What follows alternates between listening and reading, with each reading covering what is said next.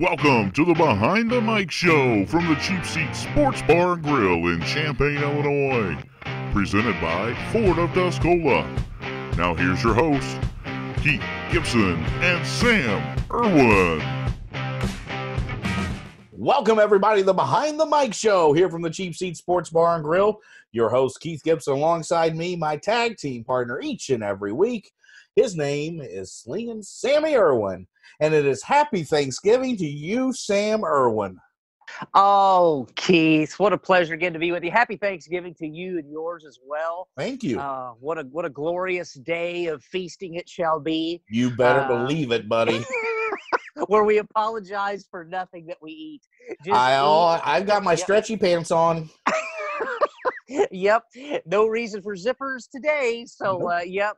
Load up. I can't wait. Getting ready here for too long. Mom's pumpkin pie. Oh, man. Oh, can't wait. So, yeah, very excited about that. Very excited. Did you have a good week? No. You? Well, it's been busy. Been very busy. Yeah. We got a lot to talk about this week, though. Okay. A ton. We're going to have a couple big interviews this week. We're going to have Mike Namoff from Mega Events Auctions, and This Is It Furniture join us. We're going to have the Crims to talk Ohio State, Michigan, correct? Correct. And we've got a lot of topics to talk about. We're going to break things up. We got this and that. You know, we're going to talk to people whether you put the toilet paper over or under. Give you something to talk about with your family on this Thanksgiving Day. So it's like this and like that and like this and that's right. That's right. A little Dr. Dre right there for everybody. That's right. Can't wait. But yeah, we got a big show, Sammy. So how about we take a quick break, listen to our sponsors, and just jump right into it? What do you say? I think that's a good idea.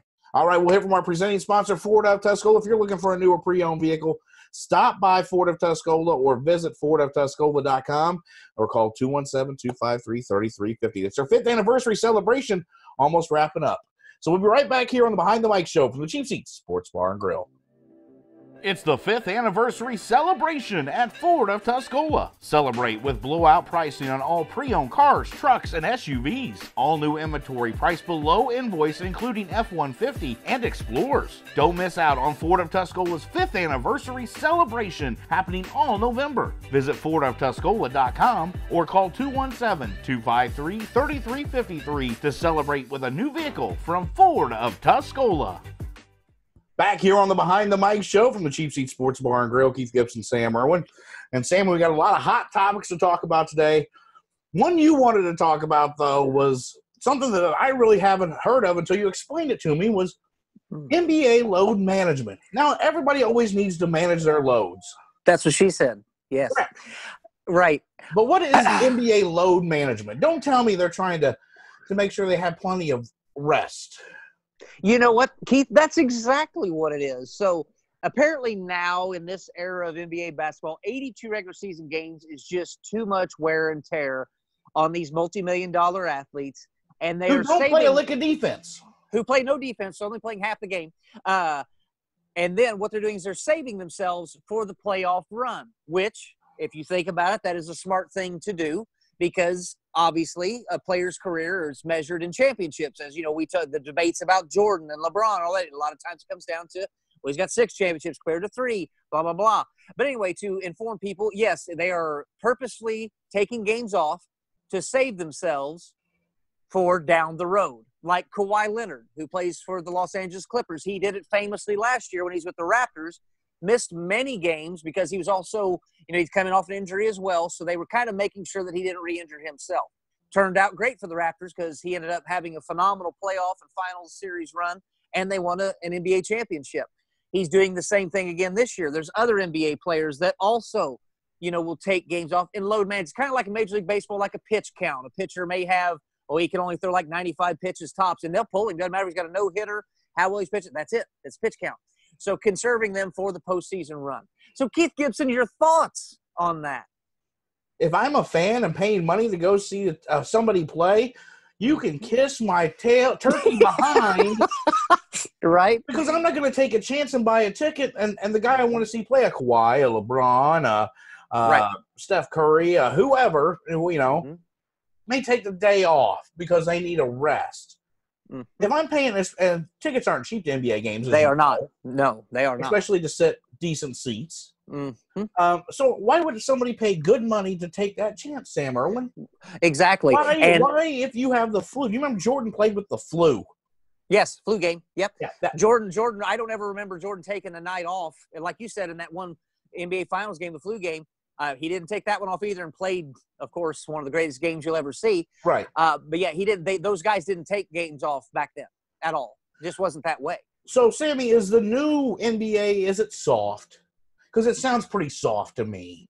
Yes, don't play it is. defense. You don't want to get hurt. Don't want to get wore out. Right. It sounds like NBA players today are pretty soft. Yeah, SAWFT, soft. That's right. It is definitely that. It's the regular season really doesn't matter in terms of, I mean, yeah, you want to have that good record going into the playoffs so you get a good seed. But other than that, you can tell nobody plays defense. Nobody's really getting after it. But come playoff time, it's pretty entertaining because they're actually playing for something then. So my question to you is then why not shorten the season? And that's a good point. So instead of people, like you said, if you or I were going to go, let's say the Lakers are going to play in Indianapolis, okay? And we want to go watch LeBron play like we did many years ago. We did. When we get to watch him play. 10 years ago, actually, this year. It's really 10 years. Wow. Yeah. So whenever Cleveland, played there, and boy, did we have fun there. That was fun to watch him play. That was fun. He was great. But yeah, can you imagine buying those tickets? Because you don't know when you buy those tickets 6 months in advance. If you assume they're going to be there, that's why you bought the tickets. Right. And then if we'd have went and spent that kind of money and went, and he was standing there in street clothes, I'd have lost my mind to spend. Do you remember the guy, the homeless guy with the sign outside there when we left? Yes. So we thought homeless, not sure what he was, but the sign said, I think, not hungry, just need beer. Yes. So I gave him a couple bucks, and I told we him, both gave him a couple bucks, and I go, appreciate the honesty. Appreciate the honesty. That's right. But no, getting back to the point, if you're going to do the load management thing, which I understand if you're trying to watch out for injury, because Kawhi's had some injuries, so he's trying to prevent that, or if they need to rest or something, I don't know. Do that at your home games. That should never be allowed on the road, because home games, people have many chances to 41 games to watch them at home. Okay, you got season ticket holders. There's plenty of opportunities.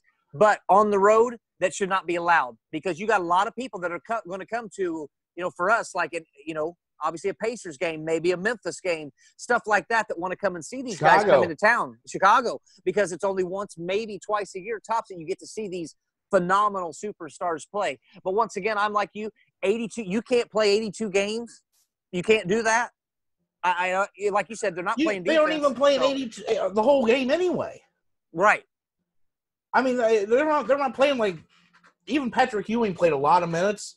Larry Bird, Magic. No. Yes. Those guys play – maybe that's because we're getting older, Sammy. I don't know. But, Back in my day, players played 82 games, But like you said, I think it brings up a good point.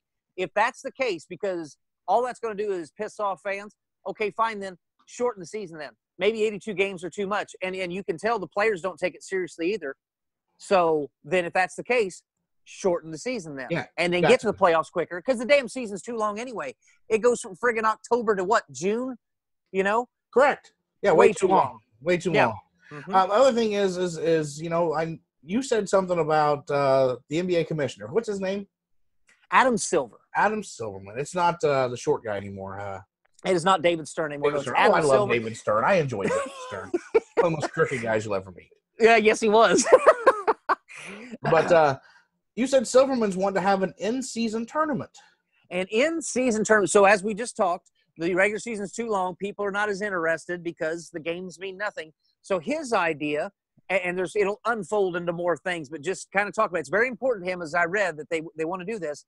But all 30 teams can kind of play their way into this mid-season tournament, and it would start around this time of year, around Thanksgiving, and would involve these teams. Now, they haven't got to the point of what's the real point of it, of is this going to lead to maybe a better playoff seed or home court advantage during the playoffs, or once again, how are the players going to be compensated for this? Because you got to make it worth something. It can't just be, oh, hey, we're having a tournament and there's nothing to it. Who cares? If it doesn't. Kind of like NBA All-Star Weekend? Bingo. So apparently they're going to scrap the All-Star game, because how could you do both? You can't do both, I wouldn't think. I see. That's one thing I actually enjoy, though. I do too. But until the NBA All-Star has the stars of stars do the dunk contest, then what's the point? No, you're exactly right. Yeah. I mean, 3-point contest is good. I like that. I do like the NBA All-Star game in and of itself. I think it's fun. I mean, everybody knows it's, they're just out there having fun, but it is entertaining. What's sad is I enjoy the skills competition more than I That's good too. Yeah. enjoy the dunk contest because now I get it with the dunk contest in the NBA it's hard to come up with a new dunk. Right. It really is to get creative. Mm-hmm. And these props got to go. Yes. Just do something that makes me say, wow.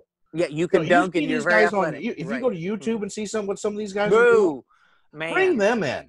Yeah, exactly. If the NBA guys don't want to do it, bring in these street guys that do this stuff. I would be fine with that. That would entertain me, you know? But yes, so there's more to this mid-season tournament. And like I said, they're trying to fine-tune. It won't happen, obviously this year, maybe not even next year, but a couple years down the road, Adam Silver is adamant that he wants to have this. But once again, what is it going to lead to? So we shall see. We shall see. So just an interesting little nugget about the NBA. Lakers continue to dominate. I think they're 14-2 or 15-2 right now. Just beat the Spurs at home, playing well. LeBron with 30 points again, like 13 assists, playing well. Carmelo signs with the Blazers. That's right. 25 and 18. 25. If nothing else, Carmelo can shoot, baby. He's not going to play defense, but he can get you 20. And, I've kind of been surprised that it's taken this long for him to find a team because there's so many teams that are just piss poor. You don't want a 20-point guy to come in to put people in the seats. Maybe he's a name. You're not going to win with him. I mean, he's not going to win the championship. He's a good role player for the Blazers, especially. Bring him off the bench. If nothing else, give me 20 off the bench. I'll take that. Damian Lillard's going to be able to maybe get a break with Melo on the floor and keep him. That's what I'm saying. You don't see the six-man. You don't see the Tony Kukocs, the Detlef Schrempfs, the Bruce Bowens anymore. You don't see those guys around the league for teams, and it's really disheartening. But anything else you want to talk about NBA? No. Okay. We'll take a quick break. We'll come back, and we'll get with Big Mike from Mega Event Auctions, and This Is It Furniture. He's going to sit down with us, tell us all about the mega events and what he does with them as a benefit auction specialist. So we'll hear back from one of our great sponsors, be back, and have a nice interview with Big Mike. This is the Behind the Mic Show from the Cheap Seats Sports Bar and Grill. Hey, this is Big Mike at This Is It Furniture and Mega Events. Tune in every Thursday for sports, comedy, entertainment for the Beyond the Mic Show. TheCheapSeatsBar.com. You need to be listening every Thursday. Welcome back to Behind the Mic Show here from the Cheap Seats Sports Bar and Grill. Your host, Keith Gibson, alongside Sammy Erwin. And we bring in a special guest, Sammy, on this Thanksgiving show. We got Big Mike Namoff from Mega Events Auctions, and This Is It Furniture. And Mike, thank you for joining us, man. Hey, you bet. Love the place. Looks great. Yeah, see, everybody loves a cheap seat, Sammy. How can you not? That's right. Sammy, it's about time you got some things on the walls over there. Yeah, I keep my place pretty low key here.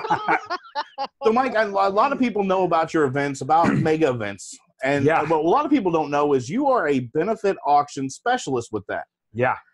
So I'll fill you in. That's a short. There's not too many of you around that do that. Well, so what is that exactly? So auctioneers have a very elite club, which is called a BAS, Benefit Auctioneer Specialist.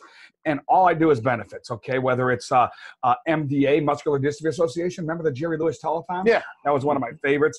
I do the Arthritis Foundation. I do giant events all the way down to, hey, I had a friend that I grew up with come down with breast cancer. So I'm gifted in the area of throwing a party. And what we did is we really, now I call it a party with a purpose. I like that. You know, raise some money for every walk. I mean, it doesn't matter who you voted for. It doesn't matter what color your skin is. We're doing the right thing, and we bring a bunch of people together and do it. And I do so many of them now. It's crazy. So I've seen from the website, megaeventsauctions.com. You can kind of see what Mike does and everything there. But you've been Baltimore, is that right? Yeah, so I didn't answer your whole question. 1% of auctioneers are a BAS. Right. 1%. So how many is that, like, nationally? 150 in the world. Oh, Sammy. Oh, wow. That's a short number. Yeah. That is, yeah. And I'm at the point now where I'm doing training. So I'm training, you know, what you can't teach is the passion and necessarily the work ethic. And you can get those for free if you put your mind to it. Right. You know, I just simply I just work hard, man, and I'm passionate. That's awesome. I'm passionate on it. That got instilled early at a young age from my dad. So let me ask you, Mike. I mean, as we were talking before we started recording, I bought from a couple of your furniture stores before because I like to move around a lot. I'm a nomad. So, I definitely bought there. Yeah, and you're always great with the prices, and the commercials are fantastic, the downer, and all that, and it's always entertaining. So how did you go from being huge in the furniture business and doing so great to now you're really focusing on this? What led you to this point? Okay, yeah, great story. So I opened my first furniture store. I was 17 years old. I've been there 33 years. I just turned 50. I was always kind of the local celebrity, and they would call me, different charities would call me and say, hey, do you mind emceeing the night or helping us out for this event or make a donation? But here's the catch. My dad was an auctioneer. Okay. So in the blood. How did I really get started? I was simply at a U of I event, and there was an old coach named Itch Jones. He was the baseball coach. And I seen Itch up there, or Dan Hartlib at that time was the assistant, and they were trying to auction, and it was killing me. It was killing me in the seats. Like, I was like, oh boy, I just got to go help this guy. But I never really did it. I knew how to do it. I didn't do it. And I got up there, and the rest is history. I started throwing parties for different organizations in our town. The Youth Football League, the Challenger League, which is a whole baseball team in our area with kids with special needs playing baseball. And so I would throw parties where I'd bring in, I brought in some great celebrities, from Lou Brock, Ozzie Smith for the Cardinals side, then Fergie Jenkins, Ryan Sandberg on the Cubs side. And then when the Cubs won the World Series, I hit the home run with Schwarber and David Ross. I got to know those two guys so good. Schwarber gives my kid batting practice. I'll show you some videos here in a bit. Oh, that's my boy, Sammy. Yes, it is. Schwarber's a big police and fireman guy. Yeah, he's got his own foundation. So that's his foundation, and that's what I'm going to help him on. And Ross, I'm this close to doing Ross's Welcome Back to Chicago party. That'll be awesome. This close. And what we do is we tie it into a charity and we throw a party. And in town here, it was simply, I don't know, it wasn't cheap. It was like $200 a head.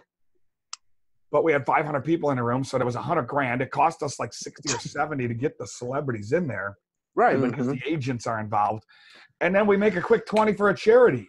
So we not only threw a party and made a lot of Cub fans happy, we raised some money. Well, and the events you had with Rossi and Schwarber and everything, and Sandberg and those guys. Jim McMahon, it's another one. Yeah, and you guys get to rub elbows with everybody for your events too. That's right. And that's what makes the mega event so special with everybody.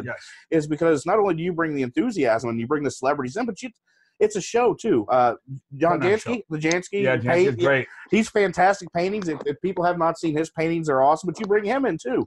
You got performers. It really is a whole party, isn't it? You know what? I could help anybody. If anybody out there, first of all, when you go to these charity events, sometimes they're very, very boring and people are kind of like this.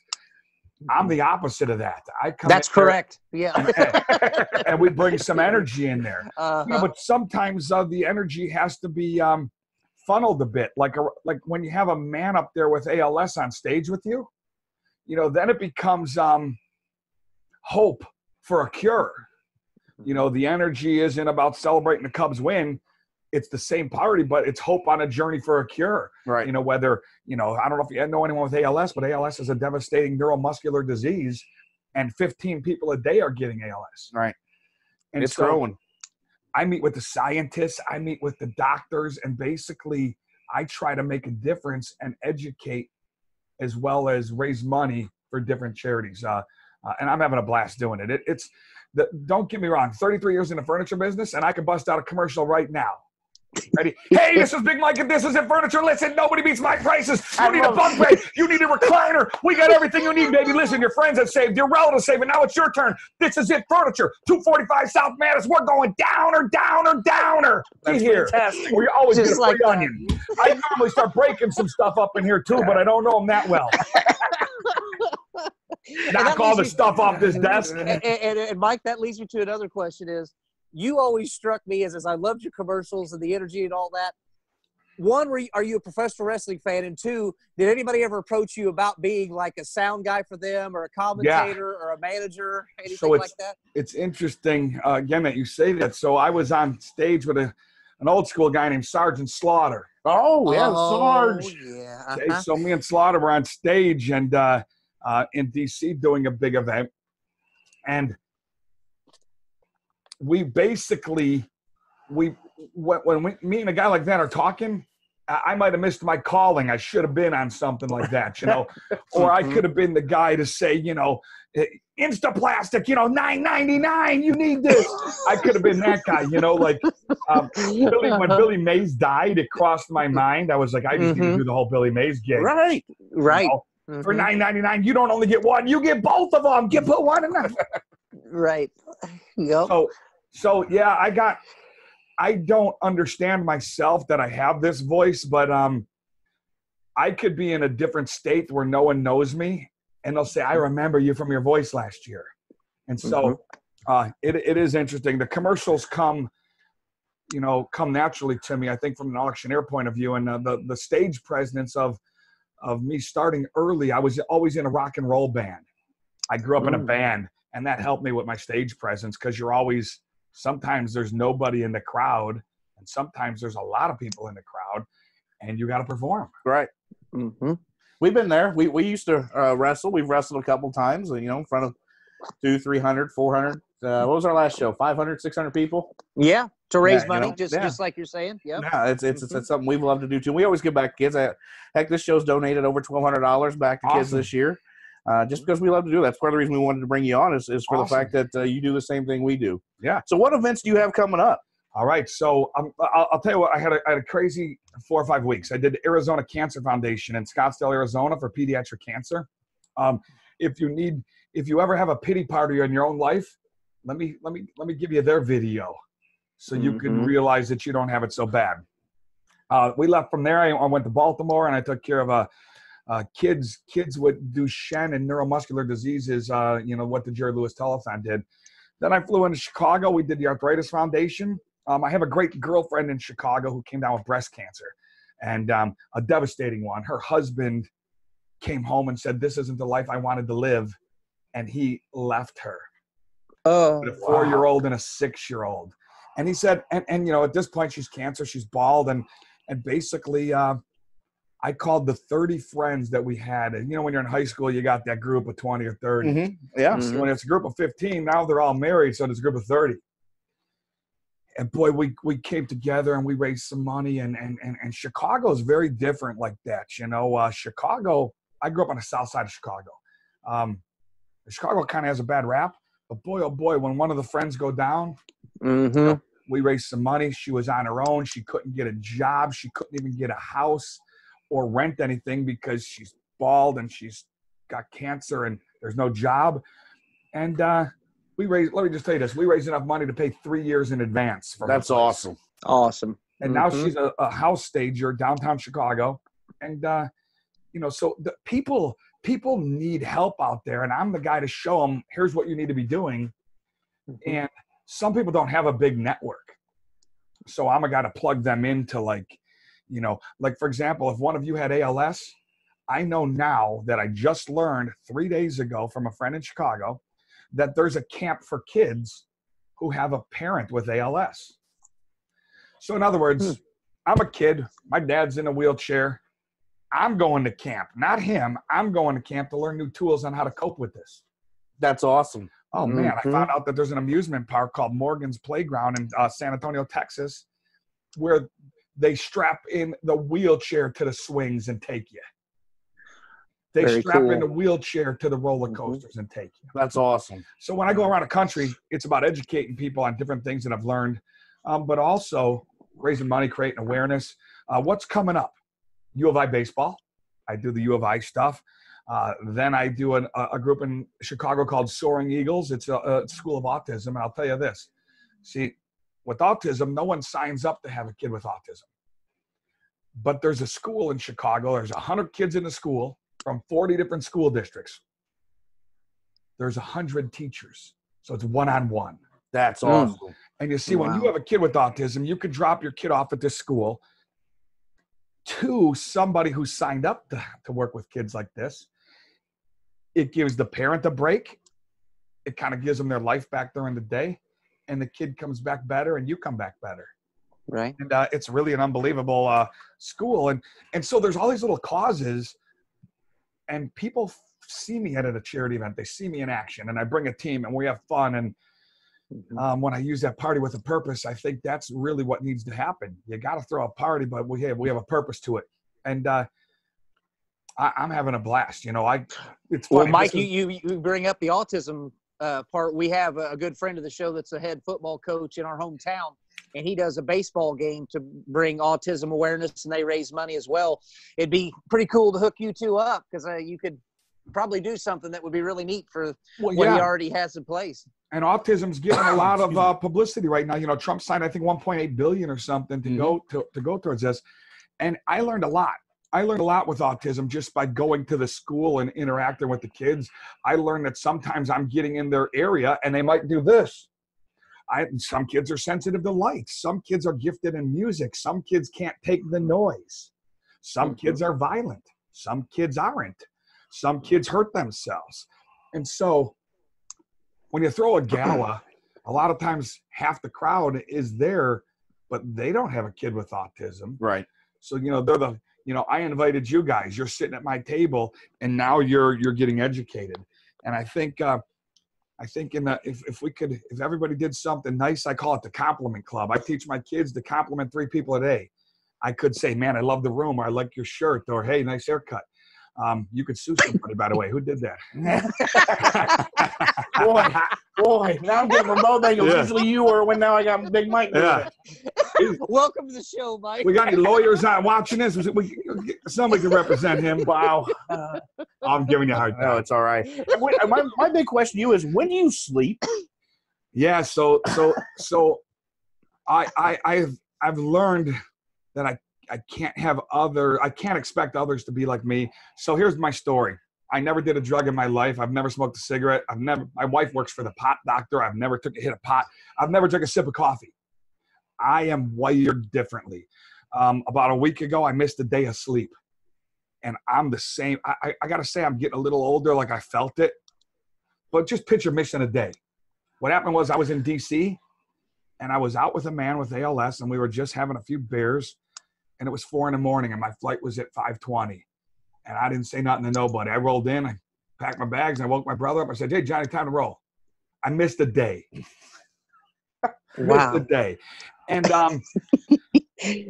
but when you work for me or something like that, I have to realize that nobody is quite like that. So I have to I've learned to celebrate everyone's. Some people need a day rest before we go do a big charity event. One of my guys, his name is Jeff. He's great. His whole thing is he wants to get there. He wants a rest for a day because he's got energy bursts. And I said, I'm just energy all the time. Now, I'm not for everybody. Like, let's just say your event is, age 75 and older or something. I'm not the guy for everybody. But so far, I haven't rubbed anybody wrong. That's what she said. Yeah. We'll get me going on some jokes here in a bit. I'll give you a few. Well, Mike, with all this charity work you do, obviously this is the time of year that's a lot of people start to dig in their pockets and look for charities to give to, that maybe they don't normally do. So it is kind of the season of giving, as it should be.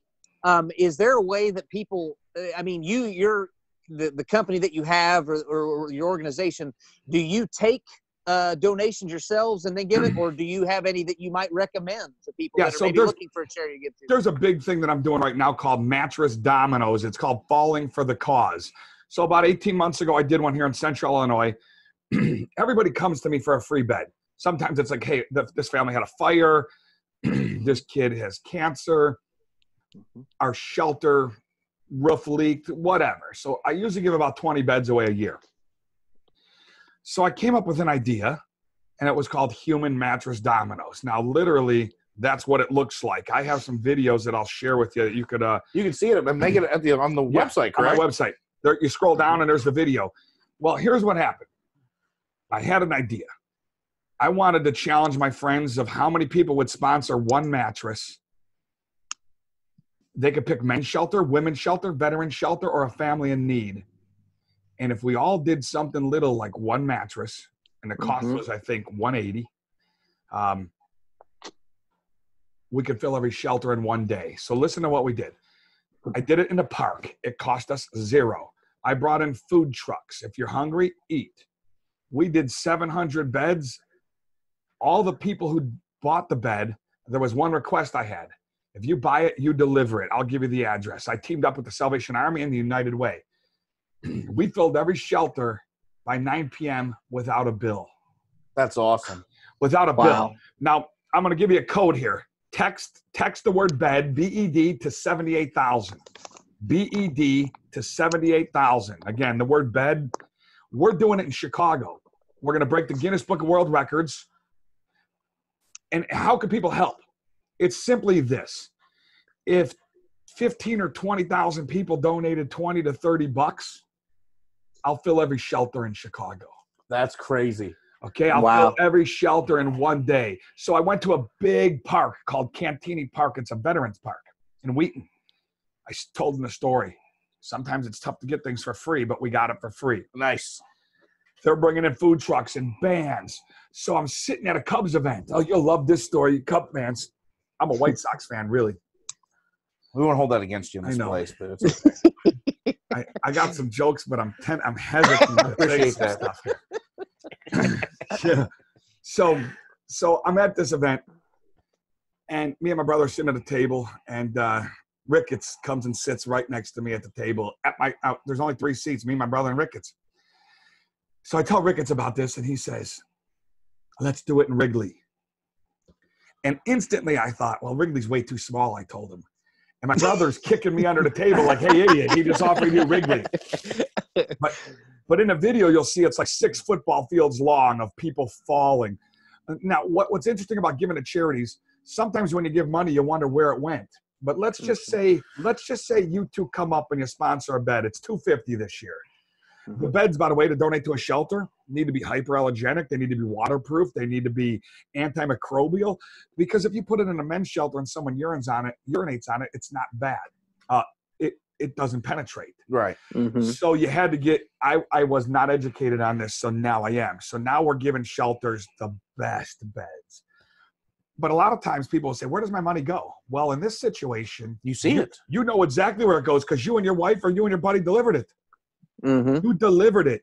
And when I get 2,000 people in Chicago to deliver their own bed, or let's just say I get 250 leaders and they deliver 8 beds. 250 leaders delivers 8 beds. We'll fill every shelter in one day without a bill. That's awesome. I contacted a mattress company in Chicago. They've been around since 1800s. They're in. That's about your year, right? Erwin, that's about when you were born? Yeah. 1850? It's none of your business. It's none of your business. And then I'm going to do this all over the country. So like furniture's been good to me, but to be honest, sometimes I'll get people who will go like, yeah, you see, you got to really look close, but we got a little tiny like defect in the fabric here. I don't want this one. Well, really what happens is people are a little picky these days. No way. World of instant gratification. So then I'll do these charity events and like people fly me in, they pay me, and then they hug me. You know, there's no overhead. And so that really interests me.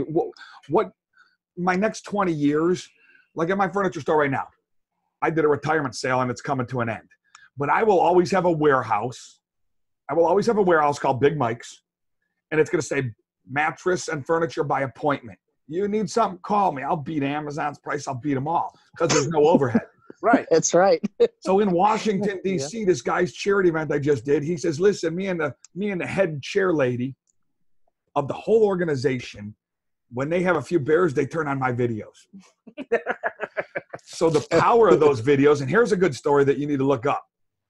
Will Ferrell rated me as his favorite commercial and put it on his website, Funny or Die. Oh.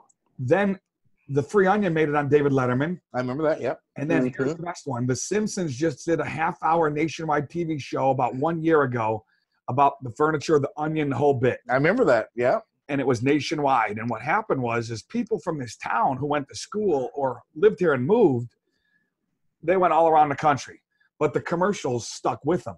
When they seen it on The Simpsons, I started seeing like Facebook posts like, I remember this guy, and and then I'll have conversations with people, and they were like, yeah, I was there in 91. And I'm thinking, gosh, 25, 27 years ago, and they're remembering this, And the whole downer, let's talk about that.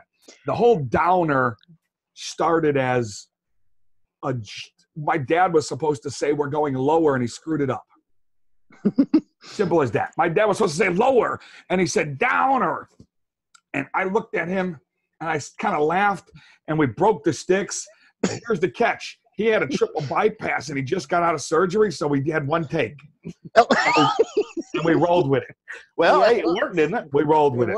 Uh-huh. So you said 33 years, right? Yeah.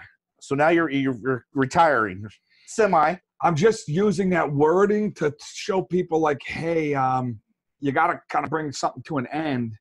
And I got pride in there, and I'm a little sad, but I'm also there's also expenses with that business, and I'll be kind of glad that I'm not juggling bowling balls, Right. Sometimes, a small business right now in this particular time, overhead will hurt you.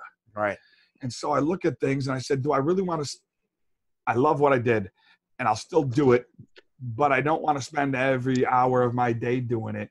I want to help people. So I appreciate this interview, because someone out here might see this and might say, hey, how do I get a hold of this guy? Right. Mm-hmm.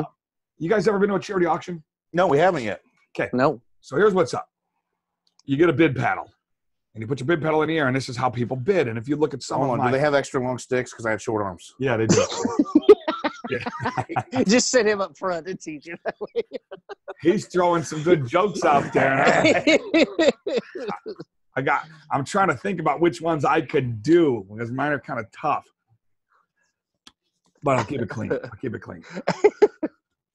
But it's simple. I don't know what I was talking with, but how did I end up in Champaign? I went to an all-boys school in Chicago. My dad didn't want me to go to high school, believe it or not. He knew I was going to be in sales, and he said, you don't need to go to high school. Come work. And that's still true today right now. If you want to go into the trades and you want to do a plumber, a pipe fitter, some kids aren't great at school. I was okay at school. I was a B honor roll student. But my dad definitely didn't want me to go to college. But I won the battle. I said, Dad, all my friends are going to high school, So I'll never forget this. He sent me to an all-boys school called Brother Rice. Very tough. So you couldn't screw around whatsoever. You had to wear a tie every day, top button, or you don't get in, and there is no second chance. Go home for the day. You had to wear nice shoes and slacks with a belt every day. If you're missing one of the things, you're out for the day. Well, anyway, my dad would call me in and say, hey, I need Mike to work. And you can only do that so much. And eventually the teacher said, if Mike misses any more, it'll be 30 days this year. He'll flunk. And so my dad said, hey, I need him at work today. Flunk him. Flunk him. Thanks, Dad. I'm like, be honor roll. And, Wow. But to make a long story short, they didn't flunk me, but they felt sorry for me when it was all over, because they were like, oh my gosh, sorry. What happened was, when we missed the day of school, we had to go to work. That meant 3 semi-loads of furniture was coming in, and you're the guy. Mm-hmm. Someone called in, and Kind of like this show. Yeah. Me. No, I whatever. gotta carry the whole thing. So we got on the road from Chicago the day after high school, the day after. Which, by the way, my parents didn't show to my high school graduation because they were working. And so it's amazing how the times have changed, really. They didn't come to any of my baseball games. And they weren't bad parents. They just, they worked. There was a work ethic there. Right. We were a different breed. And when you bring up my energy, I think it's because of my dad. We worked in the furniture business 8 to 8 Monday through Sunday. 8 to 8 Monday through Sunday. We had dinner at home at 9 p.m. That's probably why we're all big guys, too, because we ate at 9 and went to bed. But so that work ethic. I get that. Yeah, that work ethic of 8 to 8. I probably worked at one point 17 years straight without ever taking a day off, not a weekend. That's 17 years. Now, I would go to a movie or go to my kids' plays or coach a baseball game and leave early, but You were there. I was there for a few hours. There wasn't, unless I was sick. But so the work ethic came from my dad, and I believe kids are missing the gratification of a hard day's work. Let's just say when you started doing this room and you got it done, there's gratification in that. Like, man, I got it done. There is. And there's still some stuff that you might want to do. There is. And simply. I got a wife, and she tells me no. Yeah. I've been married. My wife trapped me really young. I was about 21 when she trapped me. For all you guys out there. Yep. I wasn't as young, but I got a good one. And so I've been married 27 years now. That's awesome. And all those 3 kids that grew up on the commercials with me, one's 27. One's my boy works at Mizzou. He's a biology guy. People always ask me about my kids. Right. That little girl on a commercial with me, she's a teacher downtown Chicago. Oh, wow. Teaches 3rd grade. She's 25. And my youngest boy, Mikey, is in Arizona at Grand Canyon University. He's a baseball player. Both my kids were college ball players. I coached baseball their whole lives, and both my kids made college ball. That's pretty awesome. Oh, it's awesome. Nothing wrong with that. I started a baseball team called the Dream Team. You ever hear of that? Yeah. So the Dream Team I started 20 years ago just to give the kids a little bit more opportunity. And I have 150 families in this dream. And last year I had my first 3 pro players. And who are those? Who are those? Pro. Tanner Gordon. He's with now he went to the Atlanta Braves. And I want to let you know about Tanner. I had him since like age 8, 9, 10, 11, 12, 13, 14. But what's awesome about it is they got the call, man. And it was a nice kid. And when I look back, there's a couple more kids in this town that are going to go. There's a couple more. Jake Snyder. Jake Snyder's dad coaches at Louisville now, but he was an assistant coach at U of I. And Jake put in the work. Both of these kids that were drafted, like when they started out, they weren't the guys. They basically, the work ethic put them there. And shout out to Joey Yeager, who's one of the best baseball trainers around. These kids go to Joey Yeager in this town every single day. And Joey's still doing it. Alec Barger's another one went to the Braves. He was on an opposing travel team called the Tribe. The Dream and the Tribe are like arch enemies, Cubs White Sox or Cubs Cardinals. But competition breeds. That's right. Breeds different beasts sometimes, and it's just really cool. And I got a couple kids that might still go. This year. Are you guys? I'm not a big college baseball fan, but are you a college baseball fan? I am. I love college baseball. I love the college Did you watch series. Louisville and Vanderbilt? Yeah. Well, did you see that young man say, Yeah. Yeah. That's my boy. Oh, that's fantastic. Now, that's not my kid. That's one of my players. Oh, okay. That kid who swore on the mound, he's at my house about every weekend, and he can go pro, but he was my son's best friend. So his name is Luke. And let me tell you the other side of that story. Luke was about to win the biggest game of his life. Okay. And Luke was in a zone. If you're watching that game, he was in a zone. He was. Now, you shouldn't have put him out there in the 9th inning. The coaches, to me, you're one of the best teams in the country. Don't let this kid out for the 9th. You got a closer for that. But if you know Luke was like, give me the ball, coach. Don't you dare put in anybody. Give me the ball. He was in a zone. He was striking everybody out. Well, one kid, as Luke was about to pitch, stepped out. And Luke was kind of like, get in the box. Let's go. Get in the box. And so there was a little bit of chirping going on. But what you don't know is the whole dugout was teasing him all day because he's like 6'4", 150 pounds, and they were calling him Urkel and all kinds of names, right? They're calling his kid all kinds of names. But Luke had his kid come back in the box, and then he struck him out. And as the guy was walking, he gave Luke the old F-bomb. But no one's seen that. They just turned to this and was like, they just caught Luke. Now, the advertiser in me called up Luke quick and said, listen, at least 3 million people know your name right now. There was T-shirts like getting made with eyes, and he's got these glasses. Right.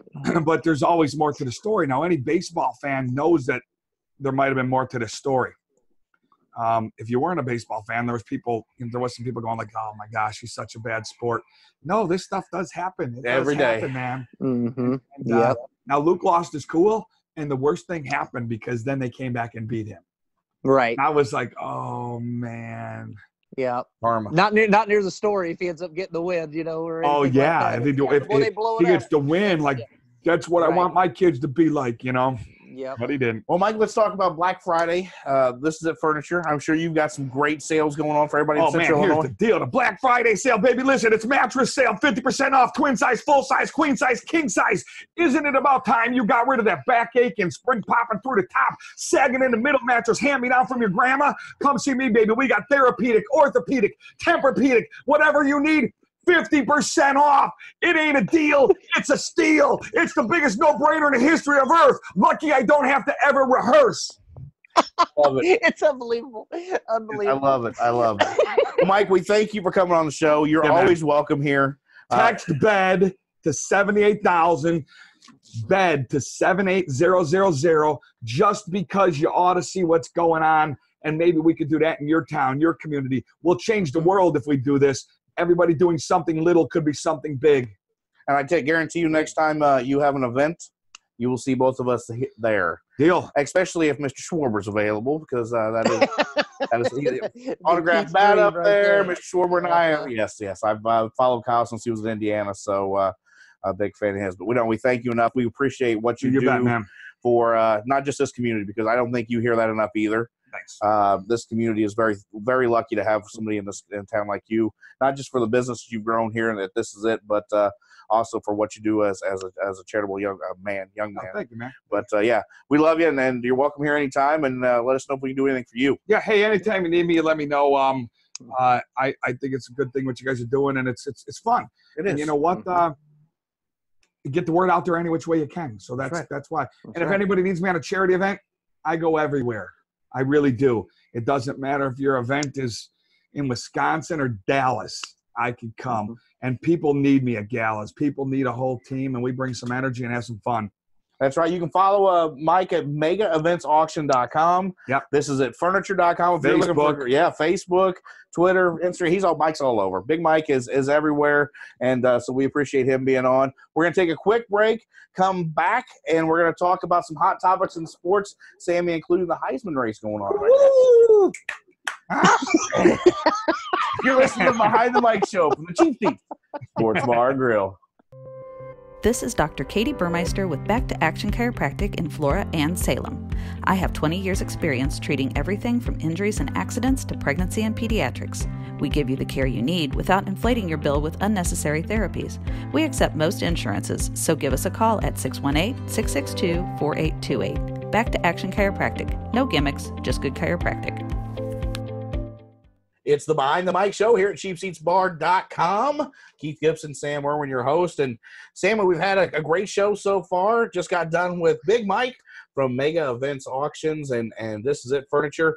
But now we're going to turn our attentions to college football, Sammy. And I know you are big into college football. We always talk about it. The Illini dropped one in Iowa last week, but they're in for a bowl game. So played well, but Yes. just couldn't get the win, and this week they're at home against Northwestern. So, the old Wildcats, how Pat Fitzgerald's team has taken a dip this season. Woo. Yeah, and but Illinois, like you said, played well at Iowa. Iowa is a tough place for anybody to play. Still one of the For sure coolest traditions in all of sports. By far, to me, that is awesome what they do when they turn and wave those kids in Children's Hospital. That is so cool. But yeah, so we knew that they probably would lose that game. They still played well, so that's good.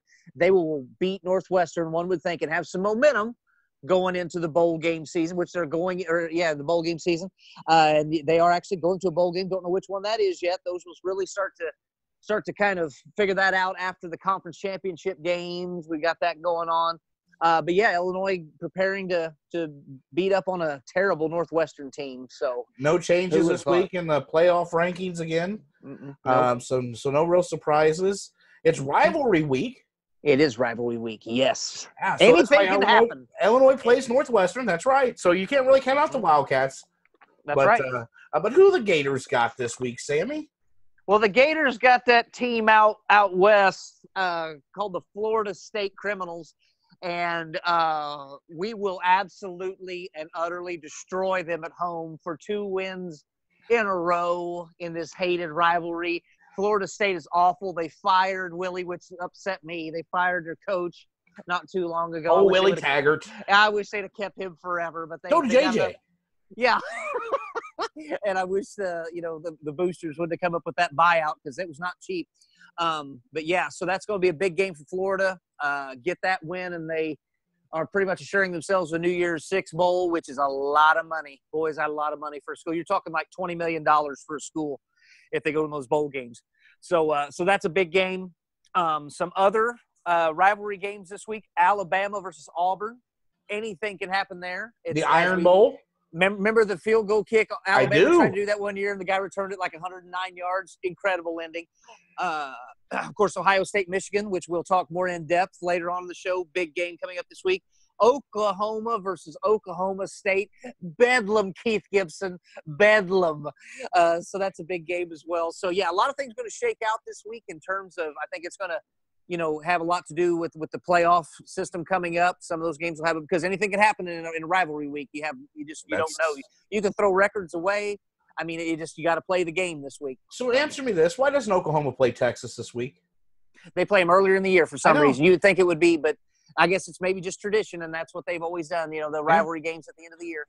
But yeah, and there's many more that we don't talk about, but most of it just because we don't care. But those are some big ones this week, and but yeah, and also you're getting ready to see as this is kind of the last regular season week.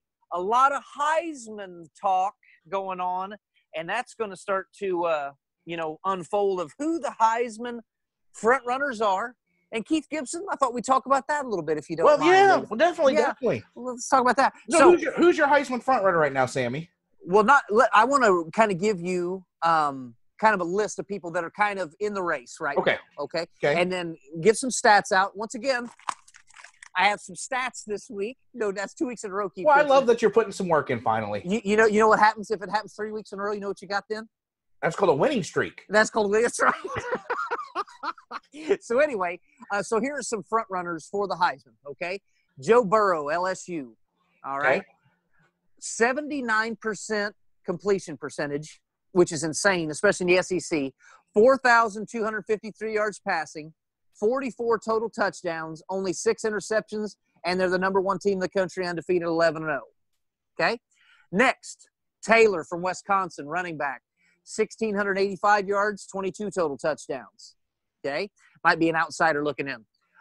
Fields, quarterback, Ohio State, the young man, having a heck of a year. 70% completion percentage, 2,300 passing yards, 33 touchdowns, only one interception, 445 yards rushing, and 10 touchdowns rushing. 11-0. Ohio State. Only way he wins the Heisman is if they beat Michigan and win the conference championship. That's the only way he wins it. That is correct. Now, also, a little nugget that I'll throw in on him. Ohio State's been so dominant this year that in the fourth quarter total for the year, he only has 16 pass attempts and 13 runs for the entire year in the fourth quarter because he's been pulled so many times because they've been killing people so bad that he hasn't even played in the fourth quarter, and he's got those kind of numbers. So think about that. That doesn't help. It does not. You need the stats. That's right. People just look at the stats. They don't care about the – Well, no, I'm saying that doesn't help in close contested games either. That's true because he hasn't been in any yet. Right. So last week against Penn State might have been kind of their closest, for all year. Next, Jalen Hurts, Oklahoma. Great year. 71% completion percentage, which is really great for him. 3,184 yards passing, 47 total touchdowns, 47, and 1,156 yards rushing. 3,000 yards passing, 1,000 yards rushing. Not many people can say that. Can ever He wouldn't have done that at Alabama either. That is correct. Portal actually does some good for a student athlete. Yep, and he's also playing in a conference that plays offense. So, they leave the D out. D? There is no D, correct? Next, a dark horse, if you will, a name that you haven't heard of at all, Chuba Hubbard. I believe is how you pronounce his first name, is Chuba, from Oklahoma State. Got a big game against Oklahoma coming up. He has 1,800 rushing yards this year and 20 touchdowns. Good for him. But he has no chance because I've never heard of him until I just had to look this up. And then one that should get recognition, but defensive players never really get a chance to. Chase Young, defensive end from Ohio State. Got a big game coming up against Michigan. 19.5 tackles for loss, 16.5 sacks. Set the record at Ohio State. 6 forced fumbles. And he's also missed 2 games and still has those kind of numbers. Phenomenal athlete. If you've got to watch him play yet. I have got to watch him play. Yep. He missed 2 games because one was a Wait, he just missed one Penn State game, or was it the week before? No, he played against Penn State, but he Okay, so missed it was the the week first two. before because Yeah, it was a silly rule violation. it was ridiculous. Yeah, it was utterly ridiculous. More NCAA crap, Yeah. Boy, they're really throwing it down now. So anyway, I read you those stats. I read you those people. You've watched a lot of college football this year. Who is now, mind you, we got rivalry games this week. We got conference championships still coming up. And then down the road is whenever you see, your Heisman winner. So there's still a lot of people holding on to those votes, to be my guess. So you want to know my top three? Give me your top three. The kid from LSU. Okay. Burrow. Yep. Hurts from Oklahoma. Okay. And Young from Ohio State. Ooh, going with the defensive man. Am. You can't deny those numbers. Coming from the defensive end, if you watch him play, if I'm an NFL team, he's a game changer to me. Oh, yeah. He's a top 3 pick, they're saying. Top 3 pick. Without a doubt. And so you tell me how a top 3 pick and a guy that's putting up those numbers at a school that plays dominant and, is putting up offensive numbers like they are, he's top 3. Do I think he wins it? Well, I think he's shot in the dark to win it out of the top 3. I think it either goes to Hurt or Burrows, but but let's say in a nationally televised game against Michigan, he absolutely dominates, has 3 or 4 sacks again, and totally controls the game. And mind you, Ohio State's got the number 1 defense. They're also number 2 in the country. They're undefeated. So if they slaughter Michigan again, and then they go and win the conference championship again, then they're in the Final Four playoff, which they would be, of course. That gets a lot of lights on him. It does. He's dominating. So we might see a first time ever. And let's say Burrow maybe has a rough game this week. Maybe in the SEC championship game, just kind of average. A lot of votes still up in the air. And Hurts, of course, he's got a good opportunity as well. But I like your 3 picks. I really, believe it or not, because Taylor from Wisconsin, it is what it is. Great year. I mean, nothing against him, but he's just not standing out like before. The Hubbard kid doesn't have a chance because it's just, coming on late. I could still see Fields, the quarterback from Ohio State, if he has a big game against Michigan in the spotlight like that. He really can.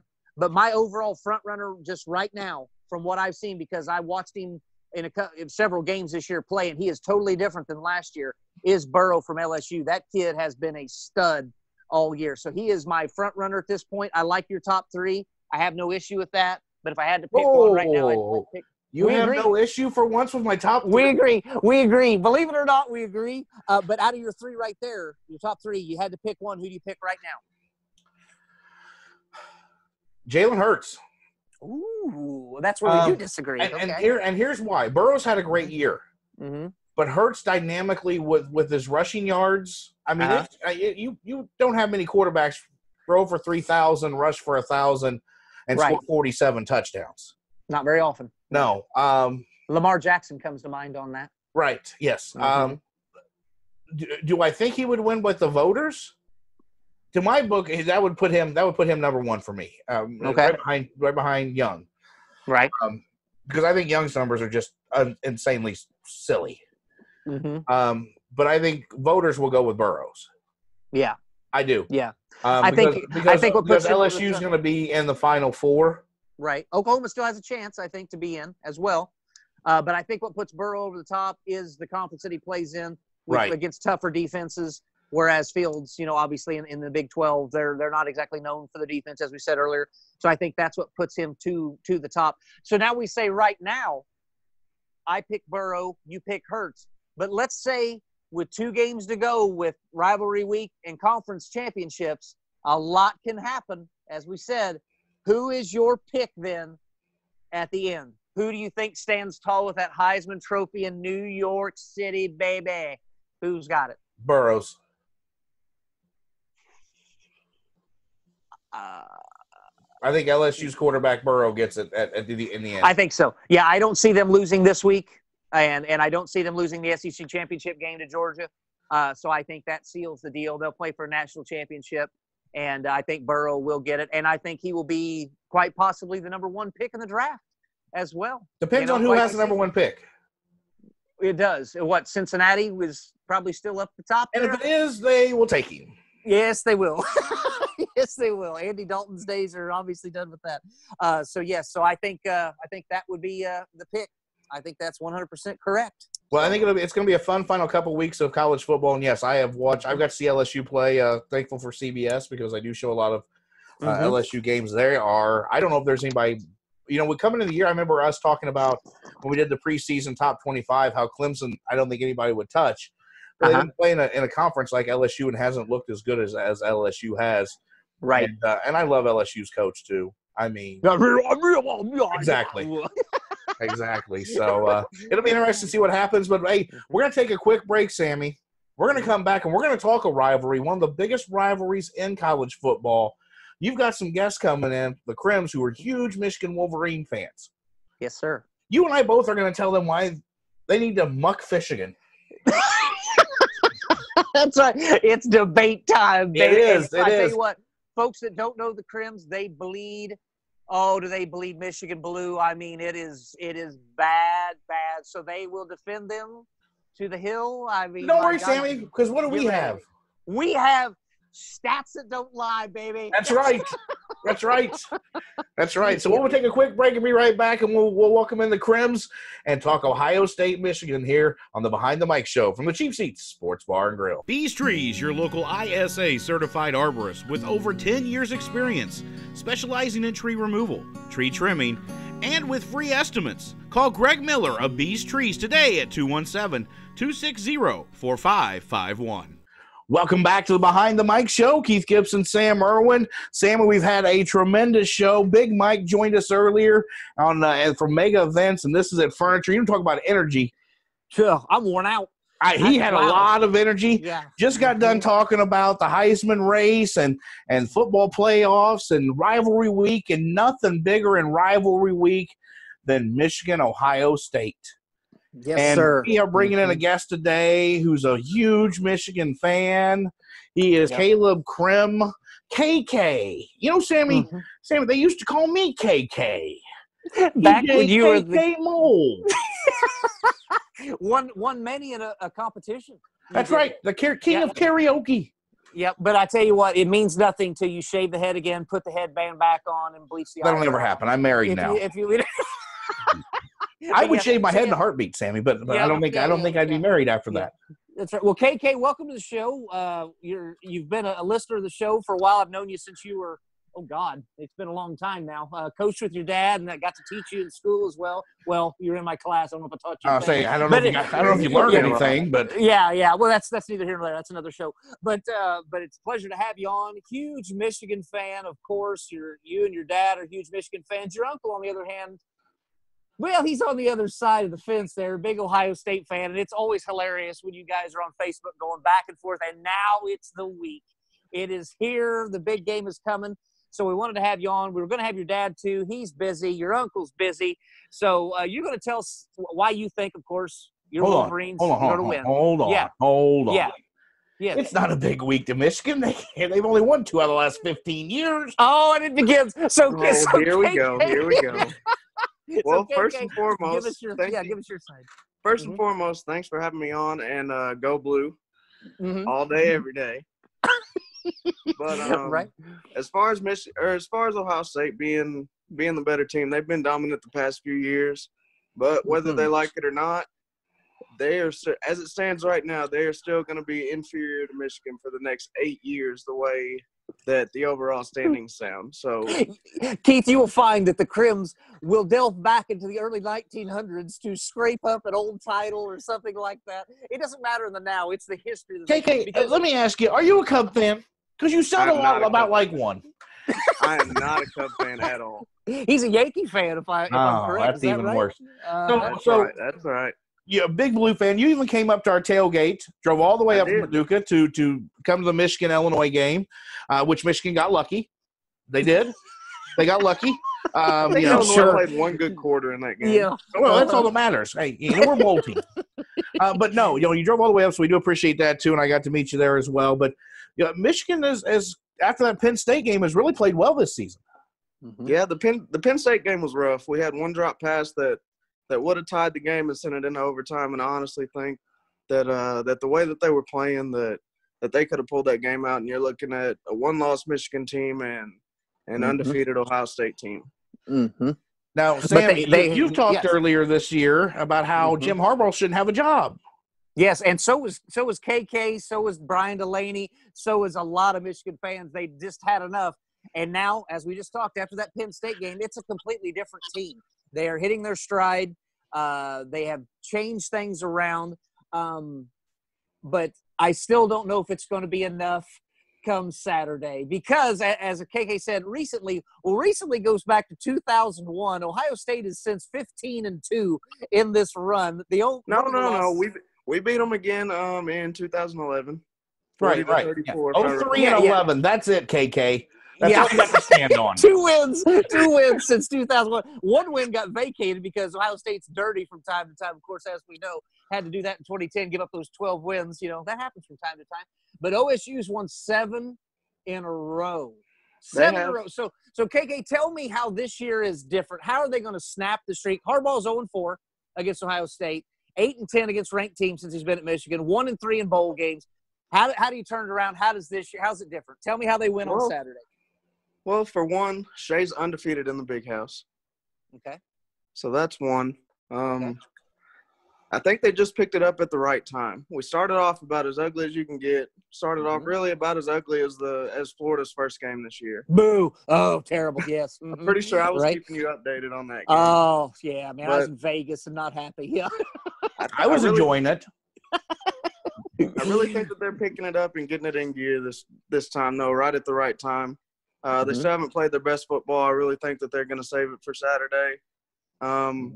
OSU fans are going to make up excuses about the whole Justin Fields rumor about his thumb was hurt or something else. But if we can keep Chase Young at bay, I really think we've got to worry more about the J.K. Dobbins situation than we do about Fields because Fields finally looked human against a good Penn State team and the fact that he might be hurt, that's just going to play into our hands at the end. Right. So, go ahead, Keith. Let me ask you about this, KK. You talk about Young from the defensive end position, and Sam and I were just talking about him there in our last segment was the fact that he's got 16 and a half sacks this year. That's a lot of sacks from a defense. I mean, that's impressive. He's missed 2 games. He's missed 2 games. He's quick. Shea runs the ball well. He's a good arm, but he moves in the pocket. He's going to have to get some great offensive line protection from the number 1 defense in the nation. Yeah, definitely. He's definitely going to have to get some protection. Our receivers are going to have to make plays.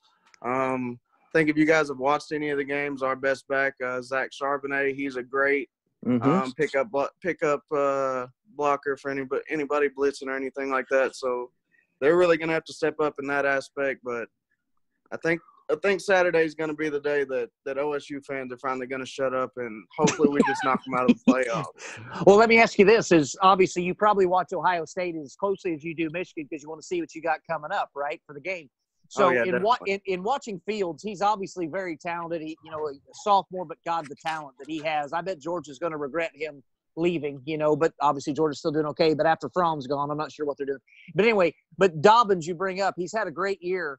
And is it that Dobbins is really good, or is it the fact that Fields is just as good a runner as well, and that frees things up for Dobbins? So if you're Michigan, who do you really try to take away in that scheme? I think Dobbins is good. He's had a great year this year. I think Fields does bring that dual threat aspect to it. I honestly think that we're going to have to worry more about Dobbins than we are Fields. Our secondary is finally stepping up. Daxton Hill, who replaced the injured corner this past week, he's got a whole lot more speed, and that's definitely what we're going to have coming up against OSU. A lot of things are going to have to go right, it sounds like, KK, for Michigan to pull off a victory. A lot of things going right. But, hey, they have played well. It's at the Big House, and as we all know, whether you're a Michigan fan, Ohio State fan, a Big Ten, it doesn't matter who you root for, the Big House is a tough place to play. That's 100,000 people in one stadium, Sammy. That's like people who listen to our show. It is. And the stadium doesn't look like a toilet bowl either. That's true. like the Ohio State. Well, KK, let me ask you this: if the numbers are correct, and it's going to come down to this, basically, is Michigan is going to try to do its best to stop a high-fueled offense, high octane, but on offense themselves. Now, granted, things have gotten better the last couple weeks, of course. but nationally ranked, Michigan's total offense is 69th in the country. Ohio State's total defense is first in the country. Number 1. Oh, Okay? no.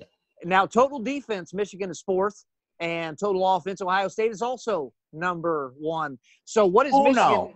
What is Michigan going to do offensively? Because they haven't been a juggernaut on offense, and obviously it comes down to who scores more. Of course, I mean that's why they keep score. So how's Michigan going to score on this incredible defense from Ohio State? I honestly think Shay's, like I said, Shay's playing his best ball right now. Mm-hmm. I think that we've got a better receiving core all around than OSU does.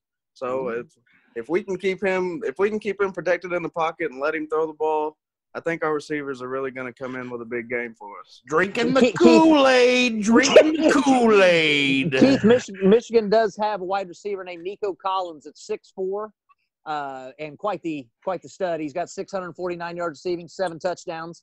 Michigan's not, usually known to throw the ball around, a lot, but with a kid like that, sounds like. So Ohio State's definitely going to be focused on him. As he had a big game last year, did he not, against Ohio State? Yes, he did. Touchdowns? Yes.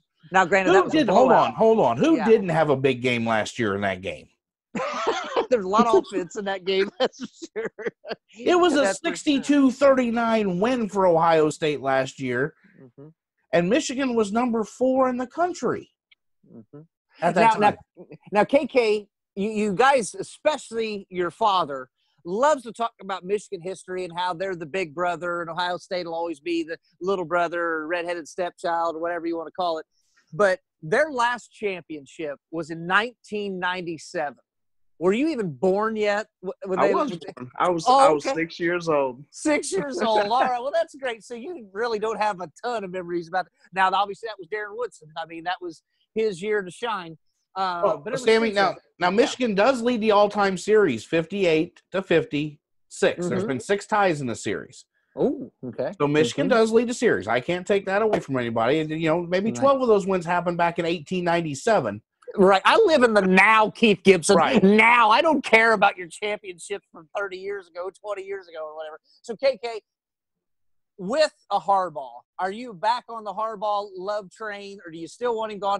If he beats Ohio State this weekend, I mean, is he good forever? I mean, what do Michigan fans think?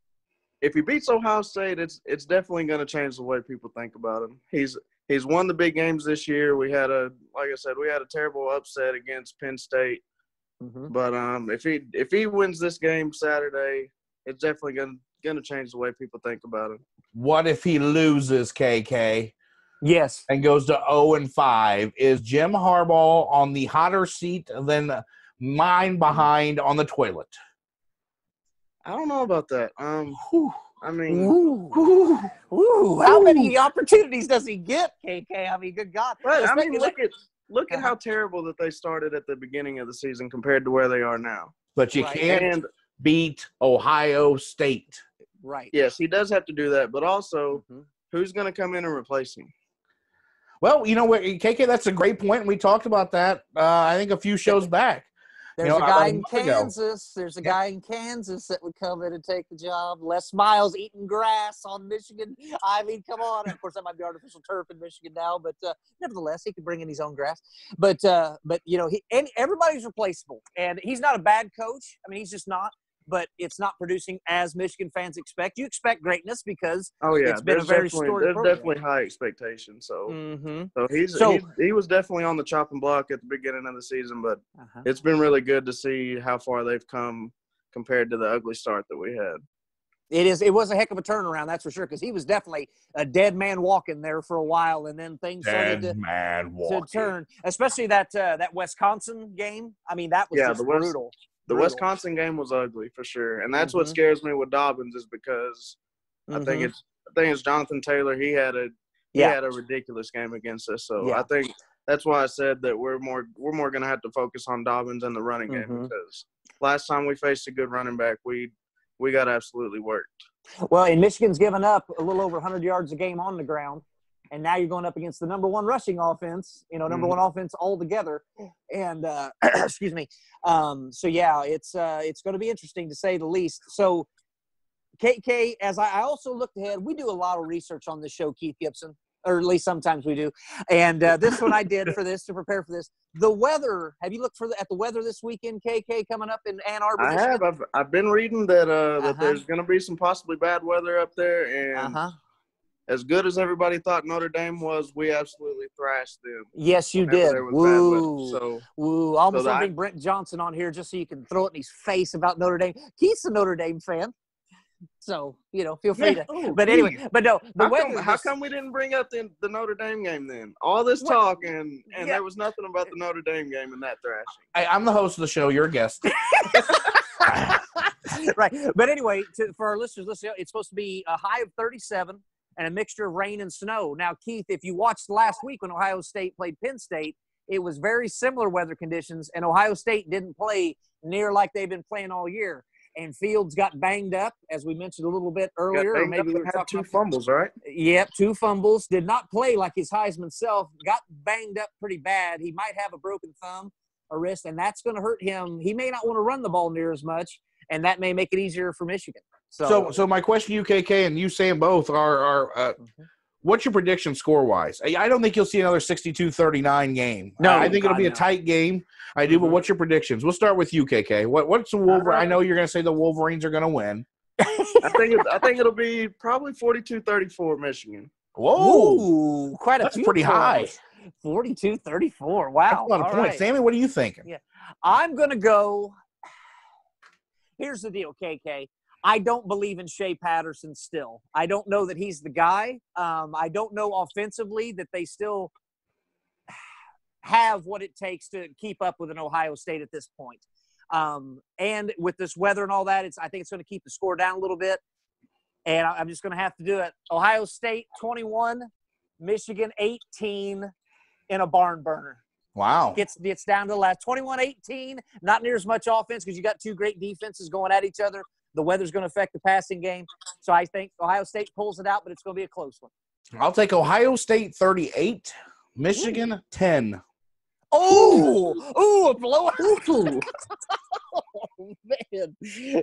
man. I think then Coach Harbaugh's on the hot seat. I've got to see Michigan play. I've watched Ohio State play.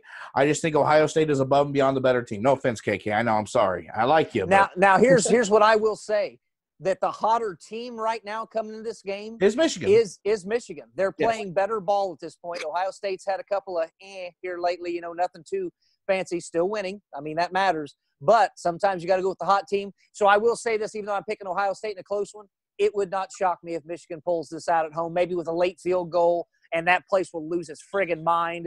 And then they'll sign Harbaugh to a lifetime contract because he finally beat Ohio State. Everybody can be happy. So, and you know what? I hope they do. I hope Ohio State gets kicked out of the playoffs. They have no chance. That'd be fine with me. So it'd be. I tell you what, if that happens, it'll make the college football playoffs very, very interesting. Yes, it will. A lot of upheaval. Who knows what's going to happen then? Yes, sir. And I will throw this out there. I just looked at the latest ranking polls, and somehow or another, Ohio State jumped LSU, which is beyond me. But the last time that Michigan played a number 1 undefeated Ohio State team, they got upset. So history might be due to repeat itself. Yes, it might. Hold on. I'm looking here. I'm looking here. I will call you're wrong on that. That would have been 2006 KK. And Ohio State beat Michigan, number 2 Michigan, 42-39. So I'm going to call you wrong. That was the game of the century. That was in that 2001 to 2018 where Michigan's only won twice. I don't know if you remember that. I remember it. I had to give you a hard time. Sammy, you got anything to add? Have we lost Sammy? KK, do you got what do you have to add? As a big Blue fan, as a big Michigan fan, can they just be honest, be real? Is there a shot? There's always a shot. There's always you're right. You're in the big house. Stats go out completely out the window in the game. It's the biggest game in college football. You're right. Anything goes, anything can happen. So it's definitely bigger than Florida and Florida State. Oh gosh. Yeah, we talked about that earlier, KK. It's not good. They're still you guys are still talking about Florida. Well, we talked about 2 minutes. That's about it. Oh. Man, Okay. we didn't give much time to it. But, KK, thanks for joining us today. We're going to take a quick break. We're going to come back, and we're going to play this or that.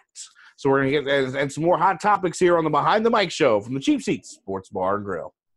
Accidents happen. When they do, having the right auto insurance can make a big difference. For a free quote and to ensure you are not stranded, call your local Country Financial agent Lisa Erbacher today at 618-662-3344. When accidents happen, Country Financial is there to help. Back here on the Behind the Mic show, Keith Gibson, Sam Erwin. We thank you for joining us on this Thanksgiving 2019. We are very thankful that you're here. We're thankful for the support you've given us over the years. We've had a great show so far, but we're going to talk a little NFL, Sammy, and I don't think there's any doubt in anybody's mind who the NFL MVP is so far this year, and that is one Lamar Jackson of the Baltimore Ravens, a man who, coming out of college in Louisville, wasn't sure if anybody even think he'd make it. Oh, no, supposed to be a running back or wide receiver, many said he should go for, and he stuck to his guns and said, nope, I'm going to play quarterback. They got rid of Joe Flacco and said, here you go, kid, see what you can do. And last year, as you saw some flashes, and this year, good God. It's like watching a video game in real life. I mean, he just doesn't look like everybody else. He doesn't move like everybody else. He's a freak is what he is. He's an absolute freak. I continue to worry about his health because he's still running the ball a lot. On Monday night, he had 95 rushing yards. Those hits are going to start taking a toll. And as we know in the NFL, it takes one hit and your career could be over. So I'm scared to death for that. It's working so far. He's taking some hits. But against the Rams, 5 touchdowns. The Rams, who's supposed to have a really good defense, he made Aaron Donald apparently didn't get to him too much. They traded for Jalen Ramsey, at cornerback. I did those two even play? I don't know. But I think if I seen that right, I think the Ravens had like 48 points. They beat them like 48-6. It was an absolute slaughter. And he is a show. And he is no doubt the MVP. Nobody else is even close. Now, there's still some games to be played, and things can happen. We know this. But right now, he is the runaway MVP candidate. And let me ask you this, Keith Gibson, as we talk about ratings and NBA all the time, and our people watch as much, people are watching this kid. Okay, just like last year, I'd watched a lot of Duke basketball because of Zion Williamson. Never watched much college basketball before, except back in the Fighting Illini days. So I'm watching this kid. You're watching this kid, and you just sit there in amazement. Should the NFL, from now till the end of the season, and when playoffs get there, obviously it takes care of itself, should the Ravens be the primetime game now every week?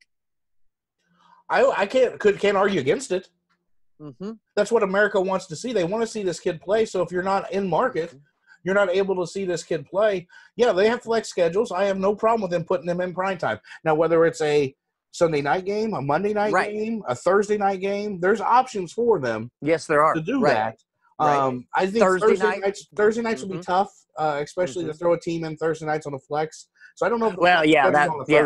That's already made ahead of time. Right, so but I don't have any argument against putting him in that way. Now I think you'll hear from teams that it's not fair because they want the ratings and want to be on TV because there's, as you know, Sam, there's money involved. Yes, there is. Yeah. But yeah, I have no problem with that. I think until week 16 or 17, I'd be okay with that, except the last 2 weeks. I want to see on the flex. I want to see games in prime time that mean something. So if they've already clinched a playoff berth, which in that division with the Ravens and Browns and the Steelers and Browns are playing better, by the way. They've thrown a couple together. Yep. But another thing about Lamar Jackson that he is Showtime. I mean, that's and I get it. We got listeners out there that they want to see their team on prime time. I get that. I do. But in terms of a national audience, but the thing that I like about Lamar Jackson as well, very humble. The team loves him. You can tell. I mean, the running back from Alabama that, dang it, I can't think of his name. He was in New Orleans. Yeah, he's in New Orleans now. He's with the Ravens. Jackson. Ingram. There you go. Ingram. Yeah, Mark Ingram. Thank you. You're welcome. I always pick it up. But you've seen the press conferences after the game, and I mean they're having fun. And Ingram's a hype man for him. Yeah, see it big time. And also the Ravens always have a great defense. As you can see, they shut down the Rams. So it's hard not to say that the Ravens are not your front runner for the Super Bowl as well. And the Patriots are not playing that well. Ravens, but here's the thing. the Patriots keep winning, and they still have the best record. And if they get those home playoff games, everything's different when you're on the road in the playoffs, especially in New England in December. Tuck rule. So, yeah, exactly. So we'll see what transpires from there. So yes, TB12 is hard to beat in the playoffs. Yep. And so besides Lamar Jackson, do the Bears actually win this week? Bears won this week. Can you believe it? Oh, boy. Every time the Bears win, an angel gets its wings. That's right. It wasn't pretty. But I tell you what, Trubisky threw the ball well. But here's the thing, Sam. Mm-hmm. They got him moving out of the pocket. Oh, what? I think we've been saying that for all season. Who knew? Right. Man, isn't that something? You get him moving out of the pocket, all of a sudden he completes passes and makes things happen. Man, it's I'm glad those $1 million coaches finally figured that out. That's great. Yeah. Jiminy Christmas. Yeah, but no, the Bears got to win, so they're back on the win column, which is good because they needed it desperately. But yeah, a good week for the NFL. I think Lamar Jackson is what the NFL needs right now too. Right. Speaking of him, going back to him a little bit, is the fact they need somebody like him to electrify, to give them a better image than what they have right now. Well, and as you can see, the NFL is starting to kind of transition their quarterbacks. Brady's obviously not looking as good this year, and he's God, what is he, 42, 43, something like that? The offense not looking as good. Green Bay on offense, Niners absolutely stomped them. That was bad. Aaron Rodgers had a rough night, but you've got Lamar Jackson. Dak Prescott's looking good. You still Jimmy G. Oh, boy, how about it? Yeah, Jimmy G Illinois, from EIU. Stand up, yes. So some young quarterbacks are starting to, eventually these older guys got to move on. Drew Brees is still playing well, though. I don't know if he'll ever retire, but he's playing well. Saints with a big win. But, yeah, NFL was decent this week. Had some good games. But another thing that happened this weekend, Sammy, and a big weekend for us, Survivor Series happened. Boy, if you're in Chicago, War games. I know one guy who was in Chicago for the weekend, and that's Narge. He went Friday, Saturday, Sunday, and Monday. That's dedication. That is dedication, and you got to be worn out. I mean, that's a lot of wrestling to go to. Good Lord, but yeah, for Chicago, and Chicago's a great town. As you know, we've been there to watch wrestling. Great town for wrestling. People really get into it. And I tell you what, NXT War Games is one of the greatest friggin' wrestling shows I've ever seen in my life. It was awesome. Wow. From top to bottom. I was never bored. I mean, I was just on the edge of my seat the whole time. We watched it, basically a murder, as Ciampa dropped Cole through two tables from the top of the cage. Jiminy Christmas. If you haven't watched it, if you're a wrestling fan, make sure you tune into that. But off the top of the and Survivor Series Sunday, Sammy, was good. Yeah. Yes, it was. So once again, as we've talked before, AEW's the new, except the end. Yeah, I'm still not understanding that one. But once again, as we've talked, I think AEW is making WWE maybe put forth a little better product. More effort, maybe? You're definitely seeing it. In fact, NXT just beat AEW in the ratings for the first time last week. And obviously the build-up to War Games, they've done a brilliant job of that, of incorporating all three brands, the run-ins on other shows. It's got people interested in tuning in. That will do nothing but help NXT and get more eyes on the product as they see their guys on the big shows. But yeah, and even Raw, on Monday night was definitely good. So so WWE product is better than it was. Do you thank AEW for that? I don't. I think it helps. Well, I'm going to find out exactly what AEW was like next Wednesday as they are in Champaign. I was thanks to a good friend of yours hooked me up with some tickets. Shout out to Jake. I think he listens to the show. Jake, thank you for those. I've got old Timmy Yates going with me. The World Heavyweight Champion, Downtown Bosco, and Moon Pie, my sister Amy Gibson. What a foursome. The fearsome foursome. How great is that? I hope Amy can keep up as you're walking outside I hope so. The complex with her short legs. But it'll be fun. I'm anxious to see what kind of actual live show they put on. I've watched Dynamite every week since it's debuted, and I've watched NXT. Right. Wednesday nights are turning into the best night if you're a wrestling fan on TV, hands down. Right. Now, what are your thoughts on AEW, Keith, overall? I think it's lacking still some star talent. Mm-hmm. I mean, you Which have will take time. Jericho, but it's gonna take some time. But I think what they're doing now is pushing, as you said, pushing WWE to be better. And I don't care who's pushing WWE to be better. They're the big dog. They're always going to be the big dog because they have more money and more smarts than anybody will. Mm-hmm. But I think AEW could, in the long run, be okay. But I just don't ever see them being. Well, let me ask you They're this. a WCW compared to WWE, and not the heyday. Right. Well, let me ask you this. You, a wise man of many years of wrestling and all that. If you're Vince McMahon and you have all the money in the world, you have the best wrestling in the world, you have these Power 3 shows that you have and all that, and you got AEW that has this one show, they're the upstart, right? At any point in time, you could snap your fingers and bury AEW, and nobody would ever think about it again.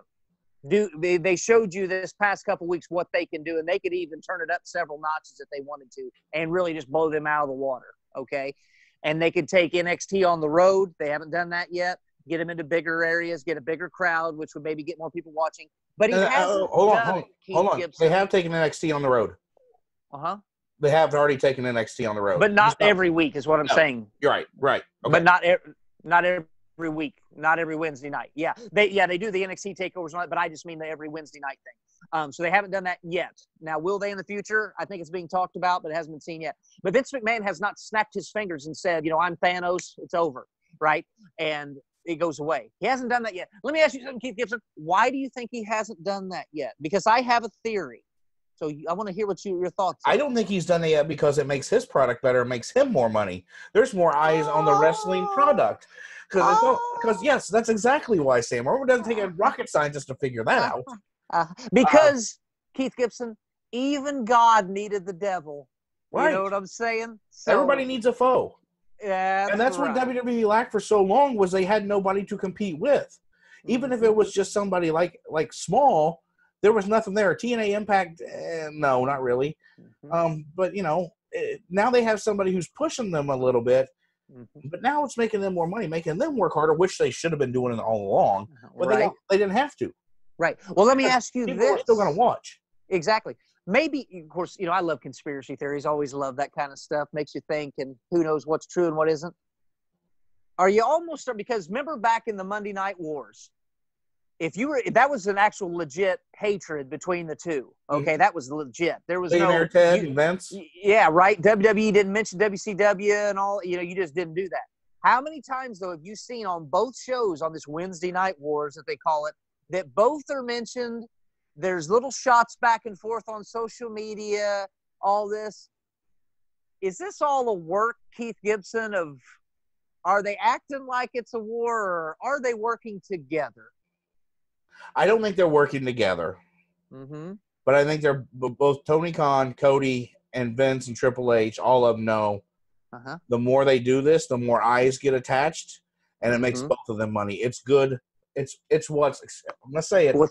It's what's best for business. That's right. That's right. Yeah. So yeah, but it does make you wonder, doesn't it? A little bit. It just seems kind of odd, But we'll see. Maybe not. Maybe this show is just a work for our listeners. Maybe they don't know that. Maybe it is. No one will ever know. That's right. But anyway, all right, we're going to take a quick break. We're going to come back with a fun segment to end the show with tonight called This or That. It's going to get you thinking. It's going to get your family thinking, and maybe start an argument or two at the family Thanksgiving dinner. So take a quick break here from our sponsor. We'll be right back on our Behind the Mic Show. Behind the Mic Show, Thanksgiving edition. Thinking. Yeah, I've been thinking a lot. Yeah. Bring the crop. From the Cheap Seat Sports Bar and Grill. Check out the all-new Ford of Tuscola. It's a small-town feel with great big deals. Pre-owned vehicles starting at $24.95. Online at FordofTuscola.com or call 217-253-3353. Welcome back, everybody, to the Behind the Mic Show. Keith Gibson, Sam Erwin on this Thanksgiving edition. We appreciate you listening to us, whether you're driving in the car, sitting with your relatives, about to pull your hair out. You've ate too much pumpkin pie, too many noodles, about to pass out. We've got a good thing coming for you right now, Sam Erwin, and I've got a little game for you. for both of us, Ooh. really. Yeah. It's a game that everybody can play. Okay. It's a game you can start an argument with your relatives. So it's a fun game. Perfect. Perfect. Yes. Yes. It's called this or that. This or that. Okay. Are you ready to play this game? I'm always ready. Born ready. You ain't got to get Okay. ready to stay ready, man. I mean, That's let's right. do it. Yeah. Mhm. All right. So this is about things whether you do one thing or the other. You know. Okay. So we'll start with this. Silverware. Putting it in the dishwasher. And I don't know if you don't have a dishwasher or you even wash dishes or even use silverware, but we're going to go with this one to start with. Do you put the handle up or the handle down? So you mean you got to leave the handle up. You don't want people reaching there grabbing, a knife blade or something like that. You got to put the handle up where you grab the handle. My wife does it the opposite. She puts handle down. So you got forks are sticking right at you, and knife blades are sticking. Right. I think it's to cut me. You. I think it's to cut I me. think she is. I think she she wants to take you out, man. Wow. Yeah. To me, that's kind of obvious. Just like when you hand somebody a screwdriver or a tool or something like that, you always hand it to the handle first. You don't hand the other end. Yeah. Handle first. Yeah. Right. All right. Interesting. Okay. Soda is it called soda or pop? It's a Coke. Thank you. That's what I said too. No matter what it is, just give me Coke. What do you got in your fridge? You got any Coke? Yep, I got Dr. Pepper. Yeah. That'll work. That's Coke. Yeah, it's Coke. Yeah. Soda or pop. I would say if I had to choose between the two, definitely not cola. I hate when people say that. Liter cola? Yeah, liter cola. Do we have liter cola? Yeah. Soda or pop, I'd probably just go ahead and call it soda, I guess, if I had to choose. So that's my thing. I don't call it. What's pop? Yeah, because like you said, if somebody says you want some drink, and if I ever want one, I rarely drink soft drinks anymore or anything like that. But I'll say, yeah, just give me a Coke. And they're like, well, all I got's, Sprite. Yeah, that'll work. Yeah, that's what I say. So, yeah. Yeah, everything's Coke. Right. Doesn't matter if it's Pepsi or if it's Coke or Mountain Dew. Just you got a Coke? Just give me a Coke. Yep. Okay. Do you use separate knives for peanut butter and jelly or the same knife? Interesting. You know what? I use the same because it gets mixed up anyway. You can't do that. That's illegal. You really use two knives? I use two knives. Why is that? Because I don't want the peanut butter inside the jelly. What if I want to eat my jelly with toast and butter? Then I've got peanut butter jelly and butter. Oh, I get what you're saying. Yeah. Mm-hmm. Yeah. Nope. To me, I just, it doesn't matter. Yeah, they get mixed up. That's fine. I know it's going to get mixed up anyway. So. Well, they don't last long anyway. I mean, never does a sandwich last long, but. Right. It's like the people that can't have things touching on their plate. That bothers some people. It's like right. I just mix it all together anyway on my plate. Yeah, exactly. You know what my favorite thing to mix on my plate is? It's Thanksgiving, so I can talk about this. Yes, you can. Yes. I can take a slice of bread, a biscuit, like a biscuit. Right. You throw mashed potatoes on top of that. Okay. Then gravy on top of that. Okay. Then coleslaw on top of that. Oh. And then corn on top of that. Oh, my. And then some shredded cheese. Where are you eating? Then you take a chicken tender or a piece of chicken and dip it in it like a chip. Oh, okay. Wow. That's fantastic. It sounds amazingly disgusting, but works for you. So okay. Anyway, moving on. Okay. Do you put your socks on before or after your pants? Oh, God. After. Wow. What? Yeah. I don't know what. I never thought about it until you asked, but now I sit there and think, I'm like, yeah, I just throw my pants on, then I put my socks on after. I don't know why. I put mine on before. Really? Now, do you put on left foot or first or right foot? Mine's always my left foot. Always. Your left. Now, see, I've read before, why I would read this, I don't know, just one of those deals that popped up, and I read it, that if it's usually whatever your dominant hand is, that's what you put on first. Nope, always my left foot. Yeah. Always your left foot. Interesting. I thought someone as athletic as you would just jump into both at the same time somehow, just slide them on. No. But no. Have you seen the little things where it like fastens on and it like helps slip over your foot? You don't even have to pull on it. Yeah, I have seen those, and that's I'm not that old and fat yet. But interesting, you put them on after. My wife does the same thing. She puts her pants on and then her socks. If Right. you're JJ Lockwood, you don't have pants, so I don't know how he does it.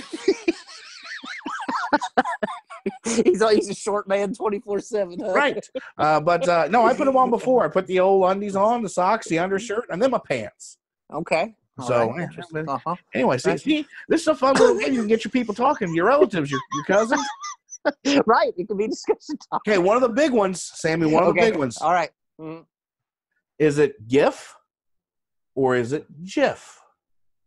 Ooh, I love sharing those. That's for sure. But like, as I learned, it's memes, not memes. But it's a meme, I think. But I think it's a. Ooh, I think is it GIF? It is GIF. It is GIF. Okay, yeah. But some people call it GIF. I'm like, it's not peanut butter. That's right. It's not a J. It's a G. Right. GIF. Yeah. GIF. Yes. You're just missing the T. Yes. It's almost like what Mike Tyson would give you for Christmas. A present? Yeah, presents and gifts. Yes. Gifts. Okay, moving on. Well, this is fun. Okay. Yeah, it is. Making you think a little bit, isn't it? It is. Mm-hmm. Okay. This is not really a this or that. It's kind of a is it or isn't it? Okay. Is a hot dog a sandwich? Absolutely not. No way, shape, or form is it a sandwich. No. It's on two pieces. It's on a bun. It's its own entity. That is not a sandwich. That is. Some people think it's a sandwich, Sammy. What do you think? Oh, it's not. No, it's got to have. No. You can't. No. Right. No. Now, here's my other question. Mm-hmm. Do you put ketchup on a hot dog? Oh yes, ketchup and mustard and relish And Yeah. onion? No, ooh, you know what? And to me, and you bring it up, and my God, it's been a while back, but I was in Florida, went through Dairy Queen and got a foot-long chili cheese dog. I hadn't had one in years, and I could have died right then in heaven because that was the greatest damn thing I'd eaten in forever. Not a sandwich, but it was like gold is what it was. Hey, and shout out to Florida Dairy Queen because there's not one in this world like it, and I will argue that Not until the even day I close. die. Not even close. No? No. All right. But no, a hot dog is not a sandwich. It is not. No. Okay, you ready for this one? This will make you really think. Okay. Does a straw have 2 holes or 1? Oh, wow, that's deep, man. That's deep. Does it have 2 holes or 1? That's interesting. Actually, in reality, that's just 1 hole. That's Right. 1. Right. Mm-hmm. Yep. But Now, most people think there's 2 holes in a straw. You're right. Yeah. Now here's a question for you. I'll flip the game on you a little bit. Is there a top and a bottom to a straw? It depends. Oh. Uh-huh. If it's one of those straws that have like the little the the little crinkle- bendy thing. No, Yeah, just the a little- regular straw. just regular straw. Yep. Is there a top or bottom? It depends Is there which a end I si- put in first. Okay. Now you've made it a top or bottom. Mhm. Right. But now, is there a top to bottom to the straw? No, I don't think there is. Mm-hmm. Interesting. So, But yeah. there is just 1 hole, not 2. Right. 1. Right. Mm-hmm. Shower time. Okay. Should you shower in the morning Mm-hmm. or at night? Oh, I always I will do my workout in the morning, and then I got to definitely shower after that. And plus, it wakes me up as well. So I don't want to be sweaty, stank, nasty going to work. But then also it just kind of helps after the workout, kind of wake me up, get me going. And but then sometimes I will take one too after my second workout. I will take shower number 2 sometimes. Obviously you don't want to be all nasty getting in bed. So Well, I'll take a shower at night if I have to, if need be. to save time. Sometimes it saves time in the morning, right? No. It doesn't matter if I shower at night. I'm showering again in the morning. I have to shower in the morning. Mhm. Otherwise, I just feel like I'm not clean. Right. I sweat. I know it's hard for people to believe that I may sweat when I sleep. You sweat when you eat. I get the meat sweats. But yeah, we are 2 beefy, thick individuals. So yeah, we sweat at night. So yeah, it's important to shower in the morning because that's for sure. Yeah. All right, couple more here, and that's it. All right. All right. When closing a Ziploc bag, do you just close it? Uh-huh. Or do you have to push out the air before you close it all the way? Oh God, the proper thing to do is to push out the air, but I never think about it and I just close it. I don't even think about pushing out the air. What about you? One of my wife's biggest pet peeves with me is I just close the son of a gun and just throw it back in the refrigerator or throw it wherever it goes. I'm like, why push out the air? I'm going to have it open again, especially if it's cookies in that, in about 2 minutes, so it doesn't really matter. Why even bother with the bag in the first place? Right. Well, let me ask you this. Do you close from left to right or from right to left? I close from right to left. Interesting. Yeah. I think I do too. Yeah, right to left. Mm-hmm. Mm-hmm. And if she's watching, then I leave a little bit on the end on the left and push the air out. But if she's not, back to the old you. Right. Bachelor me. All right, final one. Unless you have any that you want to throw in here. Oh. And this is a big one. It's going to get people talking. Oh, okay. Toilet paper. Mm-hmm. Is it supposed to go over or under on when you put it on the roll? I know you don't probably even use it, so it's okay. Well, you know what, Keith? I think we kind of previewed this last week. I am always just thrilled that if there's some there, because there's been times where there hasn't, and that's not a pleasant walk or shuffle, might I add, to get more. And it's led to fights before. In fact, when you and I used to, would live together up there in Oakwood, there were times where I would scream from the bathroom, "Where's the effing toilet?" Oh, I forgot. Yeah, could you bring me some? So and then you have to open the door, and it was just pure stank. But you know what? To me, when I put it on the roll, I don't even. To be honest with you, I don't even think about it because I just don't care. It doesn't matter to me. What about you? Is there a specific way? Oh, it's got to go over. Over. It rolls better that way. Uh-huh. Yeah, Okay. under's weird to me.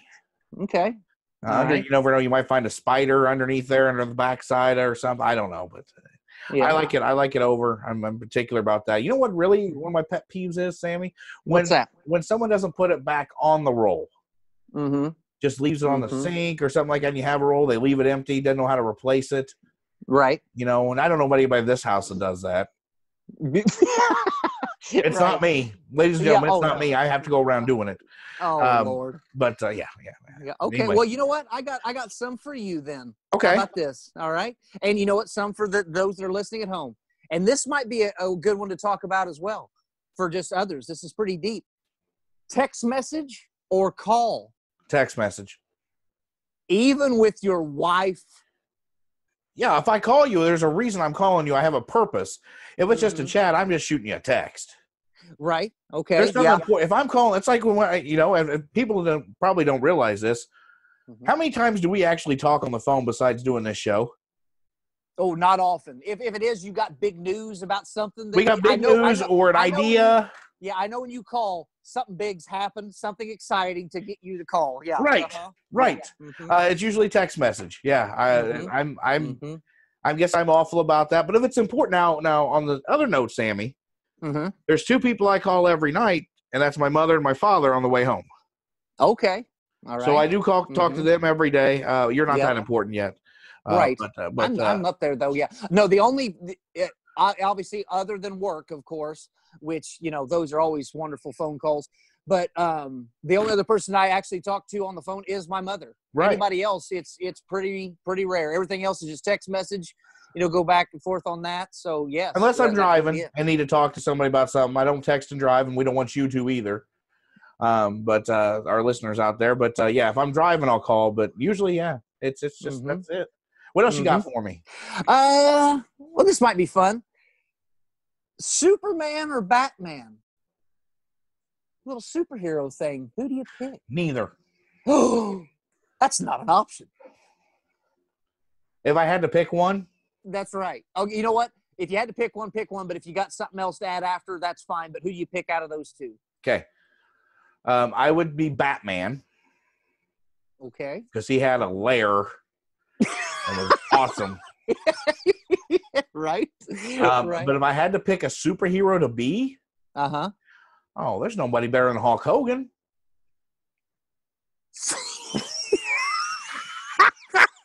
And this is where the show goes off the rail. But you know what? In the 80s, I did think he was a superhero. Right. I mean, good Thank God. you. Thank you. Yes. So thank you. At least I didn't say Junkyard Dog. Right. Or George the Animal Steel. Right. That's true. Yeah. Could be worse. No, I take Batman.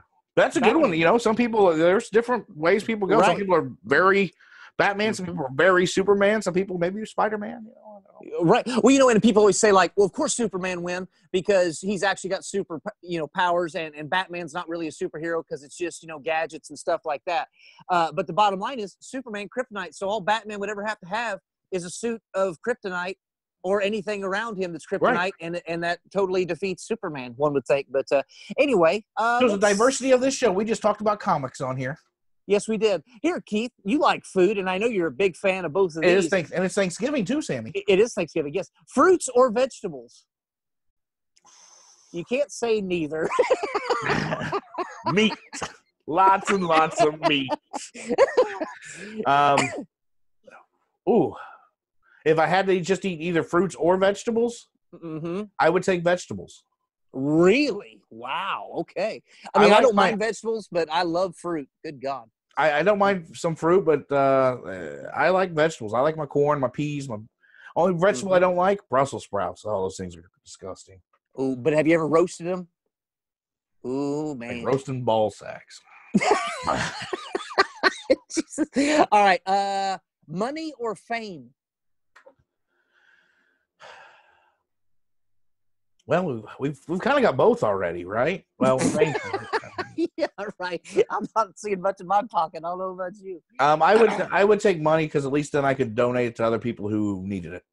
That's right. And fame, when you get fame, a lot of problems come with that. Sometimes I'd rather just have the money without the fame, one would think. Let's see. Let's do one more, and then we'll move on here. All right, and a last one here, Keith. This one's tough. So those at home really thinking, family or friends? Oh, family, hands down. Thanks a lot. What a piece of garbage. You're basically family anyway. As much time as we spend together. That's right. No, but my family comes first. It's God, family, and the Cubs. Everybody knows that. So God, family, Cubs, then your friends down the line somewhere. Yeah. What a just awful statement. It's just awful. So you don't like cheerleaders, you don't like homeschool kids, and now you don't even like your friends. I don't know what's happened to you since I moved away, but it's tragic. But anyway. I didn't like my friends. They're just down the list. Hey, but I will say this.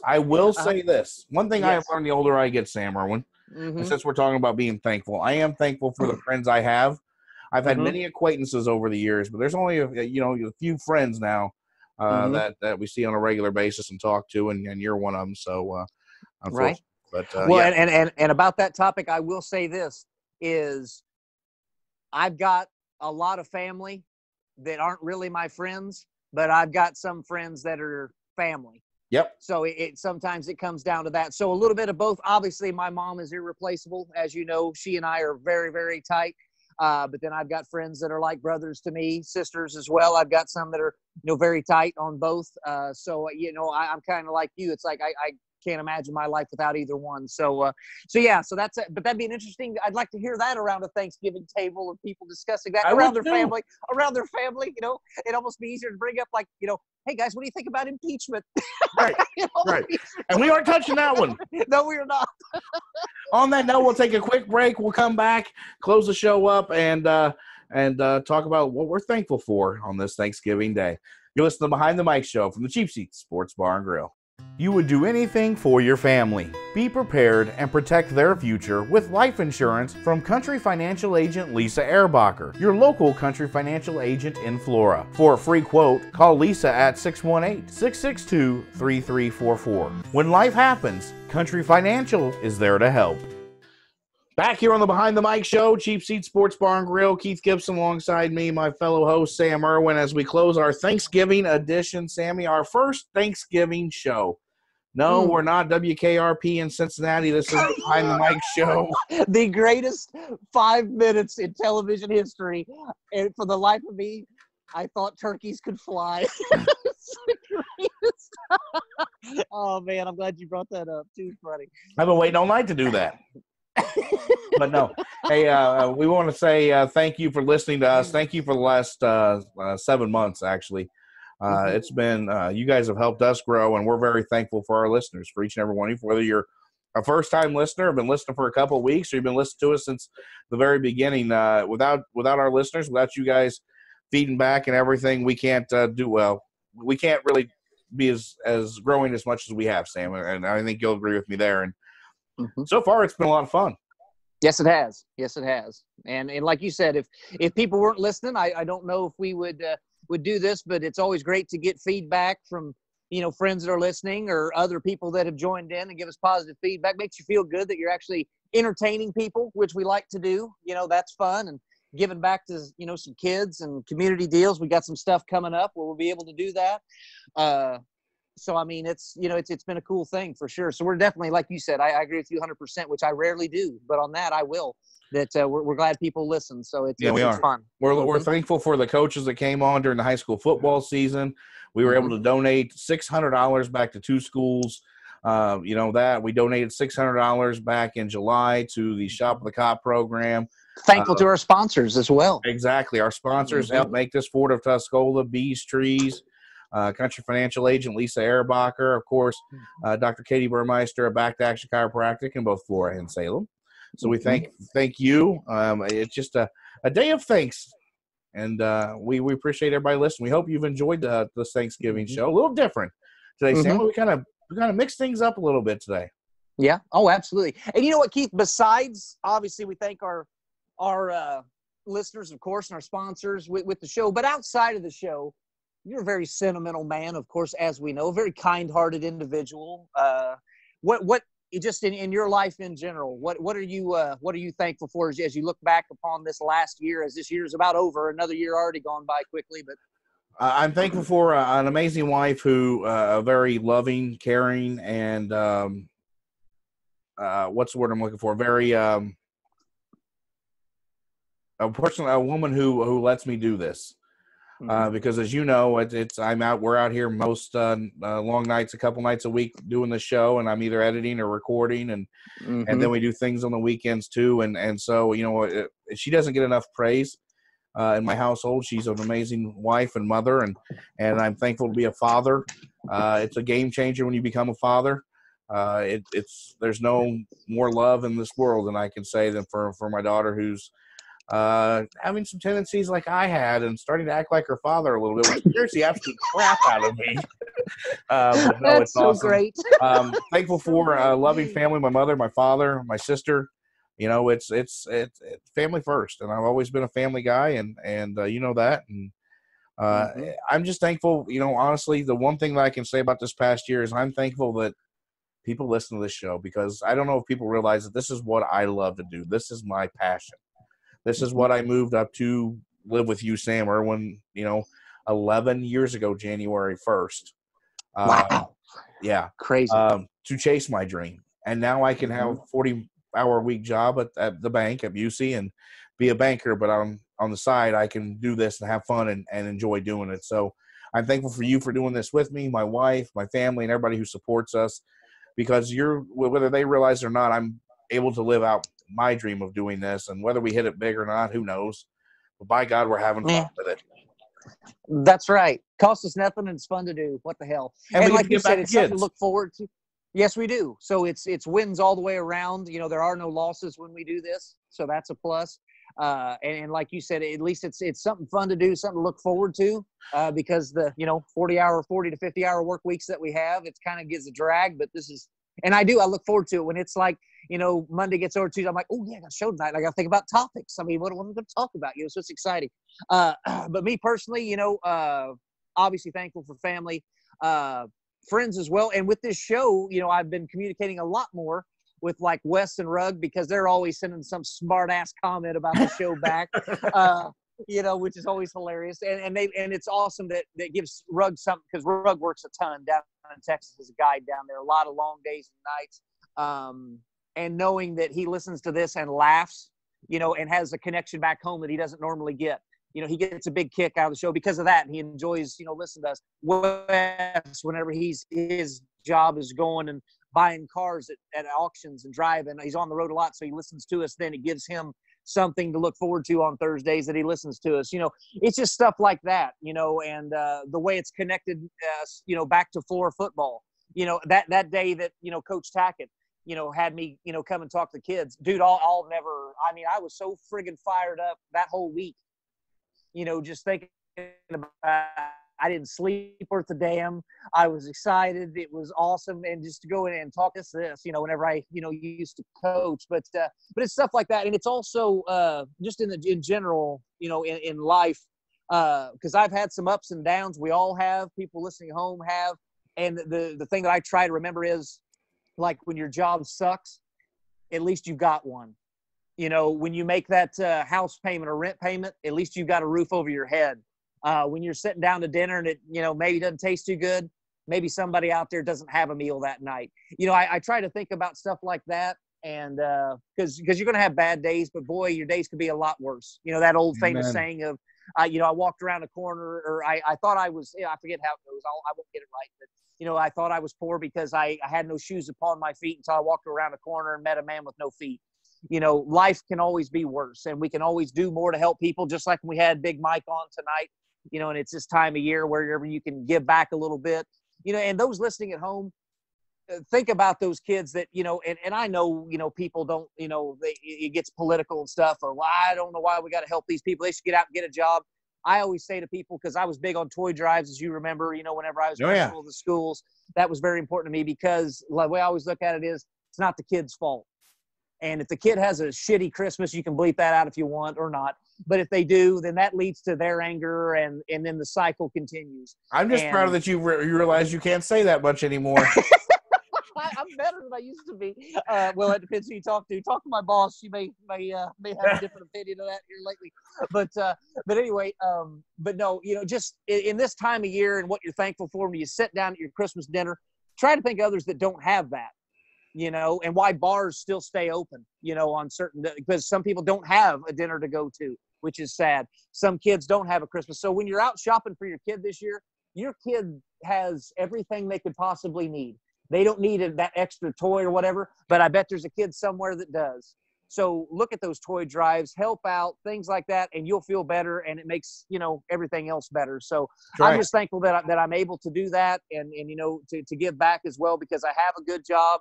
It's not always pleasant, especially this time of year. It gets crazy and frustrating, but at least we got one, because there was times when I didn't, and that was not good. So I remember. It was not a pleasant experience, but no, just thankful for a lot of things. We'll leave some stuff out, but hopefully everybody out there that's eating Thanksgiving around their family and friends, enjoys it. Because give everybody a hug. Give a big old kumbaya hug. And, yes, and all this show that. Got serious real quick. Yeah, well, sometimes it gets deep, sometimes. But that's what she said. We give you. With us, maybe not. Well, true. Hey, but anyway, thank you to everybody. Thank you. Happy Thanksgiving to you, Sam, and your family. Same to you. If anybody wants to, if everybody's out Christmas shopping, Black Friday shopping, we don't mind getting gifts. If you like us that much, you want to get us a gift. I'm sure. I don't see. I think maybe a lump of coal, maybe a brown bag full of something on the fire. But no, I'm kidding. But no, thank you to everybody. We appreciate it. I hope you enjoyed the Thanksgiving show. We'll be back next Thursday with another show, and we'll just keep going until nobody listens. That's right. That's right. Yep. Or I don't know. But anyway. We'll do it till we die. Right. Happy Thanksgiving, everybody, from the Behind the Mic show to you. Have a safe weekend. Please stay safe out there. And remember, there's always somebody else who needs it more than you. Mm-hmm. So that's right. For my co-host, Sam Erwin, I am Keith Gibson. This has been the Behind the Mic show from the Cheap Seats Sports Bar and Grill. It's the 5th anniversary celebration at Ford of Tuscola. Celebrate with blowout pricing on all pre-owned cars, trucks, and SUVs. All new inventory priced below invoice, including F-150 and Explorers. Don't miss out on Ford of Tuscola's 5th anniversary celebration happening all November. Visit FordofTuscola.com or call 217-253-3353 to celebrate with a new vehicle from Ford of Tuscola.